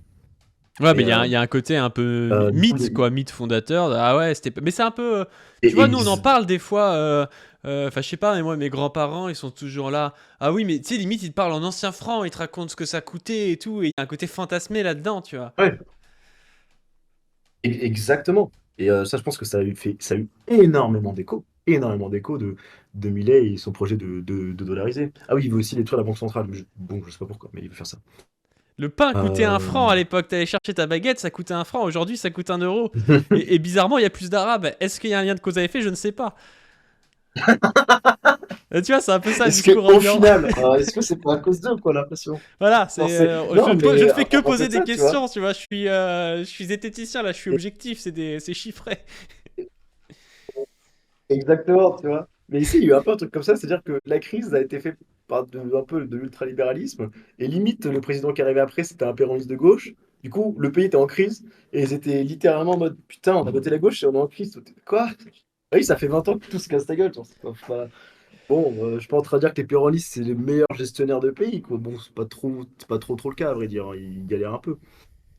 Mais il y a un peu beaucoup de raccourcis qui sont faits parfois. Et du coup, c'est là que ça a été le début de la fin. C'était la fin de ce deal-là, que un pesos valait 1 dollar. C'était la fin de ce deal-là, et alors là, c'était le retour à la réalité. Et ce que plusieurs économistes expliquent, alors je vais essayer de vulgariser un truc qui est vulgarisé de très loin, c'est qu'en fait, faire ça n'est en rien une économie. Ça ne change rien, ça fait un effet tampon, où en fait, c'est comme si tu faisait une pause dans l'inflation, mais qu'elle allait reprendre plus tard. Oui, Ça n'aide en rien. En bien fait, la évidemment. Oui. stratégie de faire ça, ça paraît évident, mais enfin, non, enfin, genre, bon, pour les libertariens, peut-être que non, parce que bon, pour eux, si t'écris que tout va bien, apparemment. Euh, du coup, ça fait ça, ça fait une sorte de pause, et en attendant, tu permets de refaire des investissements et de préparer un relancement de l'économie pour quand tu vas arrêter ce deal-là. Mais ce qu'ils racontent, c'est que notamment dans le livre, ils prennent tous les cas où ça arrivait. Ça arrivait plusieurs fois qu'on décide qu'une monnaie va une monnaie hyper fort pour stabiliser durant un moment l'économie. Et en faisant ça, toutes les fois où c'est arrivé, ça n'a rien changé. Ça n'a rien changé. Ça a vraiment fait genre juste une pause sur l'inflation pour qu'elle reprenne de plus belle plusieurs années plus tard, quoi. Et c'est là notamment que c'est parti en couille en Argentine. C'est quand ils ont enlevé ça. Et que là, étonnamment, personne ne s'y attendait et l'inflation a commencé à grimper jusqu'à atteindre des niveaux démentiels avec lesquels on est. Genre là, enfin, genre, tout à l'heure, il faut que j'aille faire mes courses. Là, ce que tu entends, par exemple, c'est mes gaz de billets de 1000, quoi. Genre, c'est une folie. Euh, pardon. Ouais, non, mais c'est Donc, débile avec parce ça, qu'en avec fait, toute la crise 2000. tu te bases sur un truc qui ne correspond pas parce qu'il faut que les gens, s'ils comprennent pas trop grand chose à ça, en gros, la puissance de ta monnaie, elle est le reflet aussi de la force de ton système productif à l'échelle mondiale, quoi. C'est-à-dire, est-ce que tu es plus ou moins puissant au niveau économique que les États-Unis, que d'autres trucs et tout. Et la réalité, est-ce que tu es compétitif, machin? La réalité, c'est que si tu ne l'es pas et que tu prends une monnaie forte pour faire semblant que tu l'es, tu te mens à toi-même et à un moment donné, ça va casser et tu vas devoir récupérer ta monnaie et la force de ta monnaie avant, donc une monnaie beaucoup plus faible. Et au lieu de baisser le coût de ta monnaie, enfin la puissance de ta monnaie au fur et à mesure, tu vas le faire d'un coup, quoi. C'est un peu comme si tu avais une équipe de foot qui était de moins en moins forte, mais qui continue à dire qu'elle était en Ligue 1 alors qu'elle ne l'est plus. Et du coup, bah, un Ouais, jour, elle se retrouve en division d'honneur. Alors qu'en fait, bah, ça aurait été mieux de dire aux gens, bah non, là, on est en Ligue 2, on continue, machin. Enfin, c'est ridicule de se calquer sur un modèle de puissance qui n'est pas le tien pour ensuite, en fait, être obligé à un moment donné de rattraper parce que ça suit pas. Tu peux pas aligner la puissance économique que tu n'as pas, quoi. totalement, totalement. Ça qui n'a pas du tout fonctionné. Et c'est là qu'a été, c'est là que c'est parti en couille. Et surtout, c'est que ça avait déjà commencé à toucher. Ah, il y a aussi, oh, il y a eu un bordel. Il y a aussi des monnaies locales. Du coup, à cause de ça, toutes les provinces ont commencé à faire des monnaies locales. Les agriculteurs entre eux ils ont commencé à faire des monnaies locales. Du coup, il y a vraiment eu genre, c'est un peu un cas d'école, un peu bizarre. L'Argentine, c'est ok. Imaginons tous les mauvais trucs qui pourraient se passer pour qu'il y ait de l'inflation. C'est un peu ce qui s'est passé en 2001.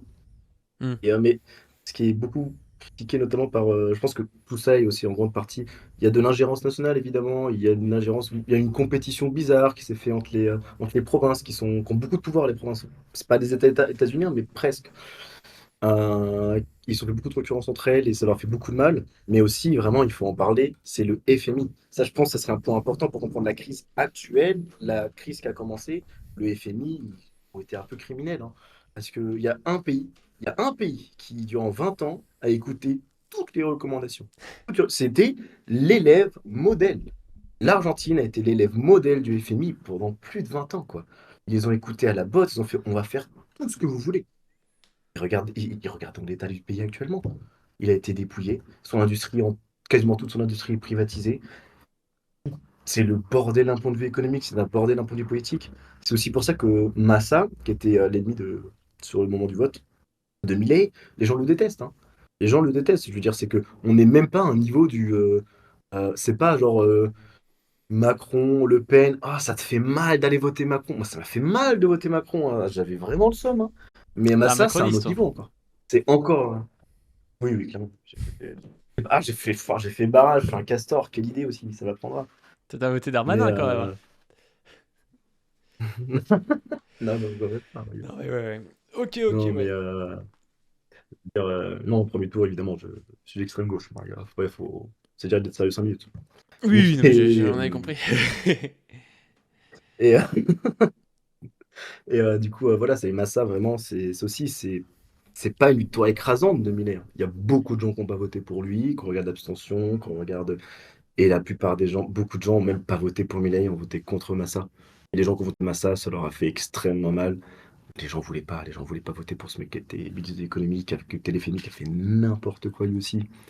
Alors, c'est spécialiste de l'ingérence, quoi. C'est aussi ça, c'est que Massa, les Argentins, ils ont pu voir ce qu'il faisait à un gouvernement, et ça s'appelle de l'ingérence. C'est mal gérer un pays.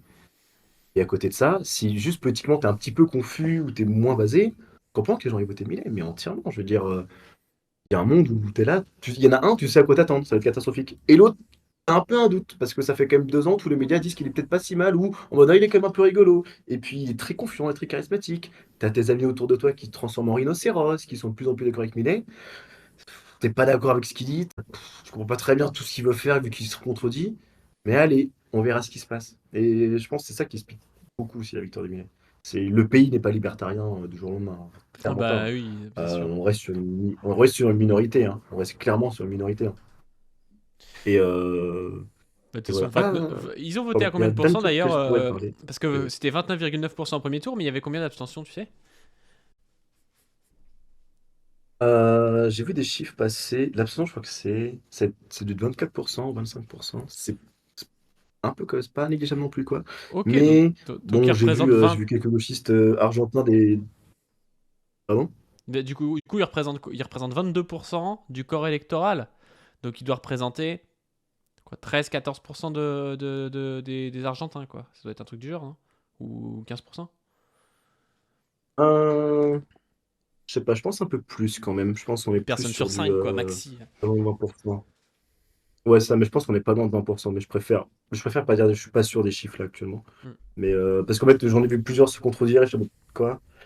Mais des gens du front de gauche ou Ah oui, du coup, le front de gauche, parce que j'ai vu passer un message dans le chat, le front de gauche, c'est pas les trotskistes directement. Les trotskistes, c'est la Izquierda Diario, c'est genre un peu le parti marxiste de Buenos Aires, et qui est du Raid International, du coup, qui a beaucoup de connexions avec Révolution Permanente notamment. C'est littéralement l'équivalent de Révolution Permanente ici en Argentine, et je sais qu'ils échangent beaucoup. Ils sont vraiment en étroite collaboration. D'accord, d'accord, d'accord. Du Bah coup, oui, le parce que front de j'avais vu gauche, un article sur Révolution Permanente qui c'est- était bien, qui était traduit de l'Argentine, et je me demande si ça venait oui, pas non, mais de eux, quoi. Si ça venait pas de. Alors je sais pas prononcer le nom bah, parce que ça ça. venait complètement. Ah oui, ça venait d'eux. C'est le réseau un peu trotskiste de Révolution Permanente à l'international. Donc, c'est la RAID internationale. Je crois qu'il y a 7 langues, je vérifie. Ouais, c'est ça. Il y a 7 langues. Et ça s'appelle la Izquierda Diario. Et du coup, le front de gauche, c'est les trotskistes. C'est quand même un peu des trotskistes, tu vois, genre. J'ai l'impression, de ce que, bon, quand même, je me suis renseigné, c'est vraiment un peu l'équivalent du front de gauche en France, quand même, hein. On est quand même vachement là-dessus. Et du coup, l'Esquerda Diario serait l'équivalent de Révolution Permanente. Ok, ok, ok, ouais, bah je vois, ouais. Nous Voilà. relayons cet article de Fernando Skolnik publié dans la Izquierda Diario, journal argentin ce dimanche soir. Ouais, bah c'est ça que j'avais lu sur Révolution Permanente. Ouais. Ah bah complètement. Ouais. Ok, ok, bah. Et, ouais. Je sais pas Ah, si t'as d'autres et choses à te dire. Ouais, vas-y, vas-y. un dernier truc, du coup, plus pour parler de la situation révolutionnaire en Ouais, Argentine, un truc carrément, que carrément. j'ai oublié, je Intéressant. pense que c'est important, c'est les piqueteros. Parce que du coup, euh, un peu les gens avec les pics. Genre, si tu veux, c'est pas vraiment ça. Parce qu'en fait, c'est les gens qui font des blocages, qui font des barricades et qui bloquent. Et c'est eux qui ont un peu repris le relais dû à la destruction des syndicats il y a plusieurs décennies. Du coup, la perte de pouvoir des syndicats il y a plusieurs décennies. Il a bien fallu trouver quelque chose à cette réponse dans les années 90, quand il y a eu la crise économique qui a commencé à sauter, tu vois. Genre, 2001, c'est le pic, mais en réalité, il y a eu des problèmes avant, quoi. Et donc, dans les années 90, il fallait bien quelque chose pour répondre à cette demande d'insurrection, cette demande de problème qu'il y a des soucis, et les syndicats n'étaient pas trop là pour répondre à ça.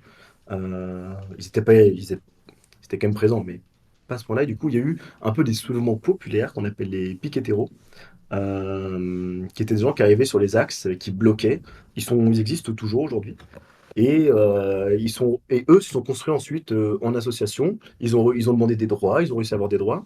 Et donc ça, je pense que c'est aussi très bien pour voir aussi comment fonctionne un petit peu un peu un côté révolutionnaire. C'est que même un pays où on a un peu détruit, où le syndicalisme a été détruit, où on a mis un sentiment anticommuniste hyper fort pendant des années avec une dictature, et même avec des médias et leur propagande, c'est un fantasme des États-Unis que le communisme c'était le mal. Euh, il y a eu réussi à voir, les gens ont réussi à s'organiser. Ça a pris du temps et maintenant le mouvement est beaucoup plus construit. Et en fait, avec le temps, du coup, il se construit beaucoup mieux, il est vachement plus organisé.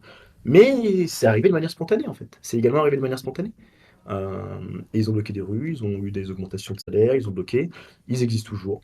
Ils sont toujours, en gros, ils vont à Place à des Machos. Ça, c'est un petit point, c'est qu'en gros, l'équivalent de l'Élysée, donc la Maison Rose, le palais présidentiel, devant, il y a une gigantesque place qui est juste à côté de l'avenue avec 9 voies, la plus grande avenue du monde. Et en fait, c'est un point où les gens font des manifs. Voilà, les gens font littéralement des manifs devant l'équivalent à peu près de l'Élysée. Et c'est aussi pour des raisons fédérales, c'est-à-dire que dans la zone du palais présidentiel, bah, c'est la présidence.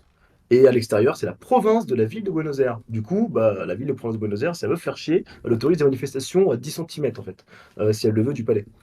C'est un petit peu l'avantage qui permet de faire une opposition qui est très très forte. C'est Et lui, Millet, notamment, il a dit que ça, il allait bien s'en occuper et que t'inquiète pas que tous ces gauchistes qui sont à 20 centimètres de son palais, il va les dégager avec de la police, hein. c'est gauchiste de La police qui merde, est très violente comme et il qui est de dit. droite, très extrême droite.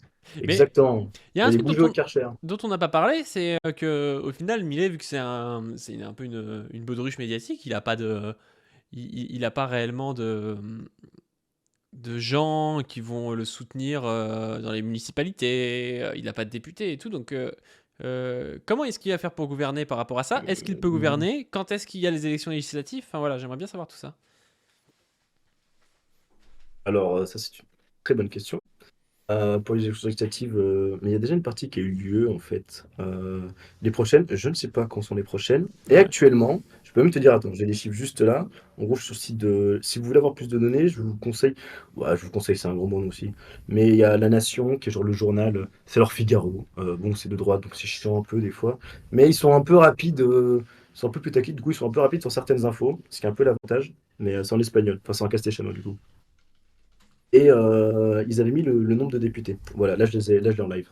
Donc, il y a des députés et un nombre de sénateurs. J'ai pas très bien compris. J'ai l'impression que c'est un système un peu là-dessus à la français. L'un doit vérifier le truc de l'autre et puis vice-versa. Et l'un, c'est un peu de blocage. Mais, de toute façon, il a malheureusement. Il va pas je sais pas s'il va pouvoir tout faire. Donc, on a cette idée que pour gouverner, ça va quand même être compliqué. Parce que Union pour la Patria, qui sont genre le centre. Bon, je vais dire centre-gauche parce qu'on dit centre-gauche. Je pense que c'est du centre, un peu droite, personnellement. Mais parce que je suis gauchiste. Il a sur 250, 200 et quelques 50 bancs, il en a à peu près 100. Et la moitié, il y a un petit peu genre, c'est pas une majorité totale, mais c'est une majorité relative, qui sont avec les libertariens, qui sont eux minoritaires en réalité. Et après, l'autre partie de droite, donc Bullrich. Donc c'est-à-dire que les deux grands partis de droite extrême droite, tu vois, Bullrich en vrai c'est extrême droite, ils ont quand même une majorité relative en tant que député et en tant que sénateur. C'est-à-dire que genre, heureusement qu'il y a la gauche pour ça, mais il y a des partis comme la troisième voie. C'est compliqué. Moi, je trouve un peu compliqué de les situer parce que ils sont nationalisme bizarre, quoi. Il fait un peu le bobo écolo-gaucho. Ouais, il est un peu en mode oui, le pays avant tout quand même, et puis le libéralisme des fois. Donc c'est ça, c'est que je pense que ça va être compliqué de savoir. Pour le moment, de se faire une idée comment est-ce qu'on va suivre tous les partis. Mais il a un potentiel d'avoir les majorités pour plusieurs votes. Ça, clairement. Il a ce potentiel-là. Parce que c'est pas son parti Sur qui est ces grands premier. trucs libéraux, il aura peut-être la majorité. Je pense qu'il l'aura parce que Bullrich, qui est la numéro 2, du coup, c'est le numéro 2 pardon, sur les bancs des députés et des sénateurs, est d'accord avec lui sur 80% de son programme, objectivement. Genre, clairement. Donc, il n'y aura pas de souci. Et il y a quelque chose d'autre, évidemment, c'est que, comme tout pays qui adore le bonapartisme, un petit peu comme en France, dans le sens, on est bien avoir un leader charismatique qui est très puissant, évidemment, je rappelle entre parenthèses, euh, et qu'il peut avoir des décrets présidentiels en cas d'urgence. Ce qui ne veut rien dire. Donc en fait, sur le papier, il a besoin des députés, mais ils ont aussi leur équivalent 49.3 ici, hein. Et vu la situation, là, la crise actuellement, aujourd'hui, elle est pire qu'en 2001. On ne sait pas ce qu'il va faire, Milei. Là, il a commencé un petit peu à ralentir en mode. C'est très bizarre hier, il a fait quelques déclarations en mode on va voir, en mode non, mais on va pas faire ça tout de suite, en mode oui, pour privatiser l'école, pour privatiser enfin, tout l'hôpital qui est en partie privé d'ailleurs, mais pour privatiser tout le. On va voir, on va attendre, mais très flou, très flou. Est-ce que tu vas faire ça tout de suite? Est-ce que tu fais tes réformes, tout ça? Là, on est quand même un petit peu dans le flou. Et il est très bizarre. Je rêve secrètement que ce soit un trotskiste infiltré au plus haut sommet et qu'il va tous nous prank, mais ça n'arrivera pas évidemment. Et bien sûr que non. Pourquoi est-ce que je pense ça? Ah, il y a moyen, Et par hein, quand exemple, même. il a déjà mis des coups. Ah, Inch'Allah, mais je ne sais pas du tout. Mais par exemple, mais hier, il a commencé à mettre des coups de pression au contrôleur aérien, quoi. Pour truc de grève, en mode. Il a dit. Très bizarre, genre il était en mode non mais c'est vrai qu'il faut mettre place un petit peu de l'autogestion dans certaines entreprises au niveau du truc aéroport. T'es en mode ok, bizarre, mais bon, l'autogestion, les libertariens aussi, des fois ils sont vachement d'accord, tu vois. Donc c'est pour les entreprises, bon, sur du long terme évidemment, il y a des monopoles, donc ça se finit par se faire exploser, quoi, mais c'est sympa pendant 2 3 ans. Mais d'un côté, il était là en appelant un petit peu à l'autogestion et en rappelant qu'il fallait quand même séparer le travail de la politique. On sait où il veut en venir. Il faut pas qu'il y ait de manif, il faut pas qu'il y ait de grève, il faut pas qu'il y ait de blocage. Sinon, ça va barder un petit peu pour les gens. Donc, il met des coups de pression, mais un petit peu léger, un petit peu bizarre. On sait pas trop où il va aller. On sait pas trop comment est-ce que ça va s'accélérer. On sait pas. Objectivement, on sait pas trop où il va. Mais pour gouverner, il aura... il a les cartes en main pour pouvoir appliquer beaucoup de choses de son programme. Clairement. Je sais pas s'il pourra, je pense pas qu'il pourra tout faire, clairement pas. Mais il a les cartes en main pour privatiser énormément de choses. Énormément de choses, ça c'est évident. Bon. Bon, bah, on verra ça. Bah, je pense que ça peut être la conclusion. On verra s'il arrive à oursifier. Ou il y a des gens qui ont parlé aussi de puma parce qu'il paraît qu'il y a plus de pumas en Argentine que d'ours. Et donc, il a peut-être pumatisé Complètement, l'Argentine. complètement. Ça pourrait être intéressant de voir ça. En Je tout pense cas, que je pense qu'on va aussi voir à quel point je pense que les ça va Pumas. pas changer grand-chose à la politique libérale et soumise au FMI d'autres pays et que les mecs vont tomber de haut en se disant oui, au final, ce qu'il fait, c'est aussi ce que faisaient les autres, quoi. Complètement, mais je pense que les libertins vont le même coup qu'au Chili, c'est-à-dire qu'objectivement, ça m'étonnerait pas, je pense même que c'est ce qui va se passer et qu'il va faire augmenter le PIB, Milei. Je pense qu'il va faire augmenter le PIB. Mais il y aura toujours plus de gens dans la rue, la pauvreté va quand même exploser, l'insécurité sera toujours là, sauf pour les gens qui sont des private community. Ah oui, il y en a énormément, ça, ici, dans ce pays.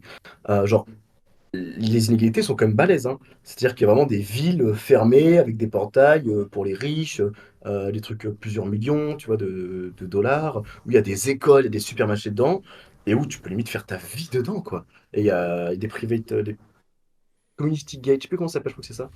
Il y en a énormément en Argentine, il y en a de plus en plus, et c'est un business, mais il est en expansion de fou, hein. Ils se mettent très très bien. Ouais. Surtout, voilà, ça les arrange. Donc je pense que Milei, il va faire augmenter le PIB, un petit peu à la manière du Chili, mais les inégalités sont toujours aussi fortes, il y aura toujours plus de gens qui sont pauvres. Mais vu qu'on est dans un pays libertarien, bon bah si t'es pauvre, bah c'est de ta faute maintenant, hein, ça n'a pas de rapport avec l'État. Voilà, rien n'a changé, mais maintenant c'est de ta faute. Voilà. Et si les riches ils sont riches, bah c'est grâce à eux. Ça fait 20 générations qu'ils sont riches, mais maintenant c'est grâce à eux. Ça va être au Je mérite, pense que ouais. c'est ce qui va se passer, et c'est aussi.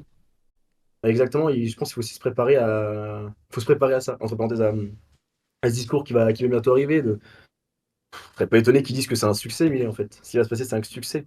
Même si la pauvreté augmente, la pauvreté explose. Les gens sont déjà capables de dire ça du Chili. Enfin, ah ouais, le Chili, il a un PIB de fou, hein, c'est le meilleur PIB d'Argentine. Mais les inégalités, mais c'est délirant là-bas. C'est délirant. Bah Il y a oui, oui. des endroits, il y a tout des pans de villes, il y a même des villes où il y a pas d'eau potable, il y a pas Bah, d'électricité, il y a et c'est pas compliqué, c'est hein, il y si a rien, t'arrives. que c'est le néant. Si t'arrives que tu rases toutes les communautés indigènes pour faire des mines de lithium, tu vas faire exploser le PIB. Mais après, je suis pas Bah sûr oui. que ça va revenir à tout un chacun. Parce que si tu taxes pas, ça va revenir juste à des entreprises, notamment des entreprises européennes. Et bah, le PIB, Ouais, tu vois, enfin, le PIB il va augmenter. Ouais, tu vas être très content. Mais le PIB, c'est une très mauvaise mesure en réalité de la richesse d'un pays eh beh, et de. exactement, À la limite, il vaut mieux l'IDH ou des trucs comme ça, quoi. exactement, c'est complètement genre, c'est la justification, à l'inégalité. C'est pour ça que, Millet, ils vont pouvoir dire, ça m'étonne pas qu'ils peuvent dire que ce qu'il a fait, c'est génial. Regardez, il a augmenté le PIB d'un point, tu vois? Super, génial. Et on peut le voir, comment est-ce qu'ont réagi les marchés américains à la bourse. Je sais pas si tu as vu, mais ils ont pété un et alors les entreprises, elles ont pris, elles ont côte. Oh là là, ils ont vu qu'ils allaient pouvoir tout acheter. Genre, enfin, clairement, mais évidemment que genre, Bah sans oui. déconner que la bourse, elle est contente de l'arrivée de Milei. Genre, c'est plutôt cette idée de gauche, genre, libertarien, et tu en mode: «Ah, vous voyez, vous êtes débiles», genre. Pas du tout. Genre des capitalistes qui sont contents de voir que les capitalistes, évidemment, genre, quelle surprise. C'est la gauche morale qui, du coup, disait ça en mode: «Attention, c'est dangereux pour l'économie». Bon, des points qui augmentent en bourse, j'aimerais bien savoir à quel point est-ce que ça va commencer à nourrir des gens dans la rue, en fait. Ah, par contre, ça va offrir des Bentley à quelques actionnaires, c'est évidemment, mais les gens meurent de faim, quoi. Bah oui, oui. Yes, yes, yes. Bah, on va peut-être s'arrêter là parce que si c'est trop long, les gens n'écouteront pas. Et là, ça dure 2 heures, donc c'est pas Je mal. comprends, je comprends. Ouais, Oh et ben en putain. tout cas, Ouais, et de toute merci façon, bah, c'est beaucoup à toi parfait, d'être parce que j'avais passé. plus rien à dire. Ouais, merci beaucoup d'être passé, d'avoir Non, expliqué tout avec plaisir. ça. Et la prochaine fois qu'on aura besoin, n'hésite pas à me héler parce que si ça se trouve, bah, je pense pas forcément ou quoi, mais s'il y a un truc qui se passe en Argentine, parce que je suis pas forcément au courant de tout ce qui se passe en Argentine, mais on sera content de te recevoir pour que tu nous expliques tout ça, quoi. Complètement, complètement. Avec plaisir. Allez, à plus. Moi, je vais continuer sur des capsules.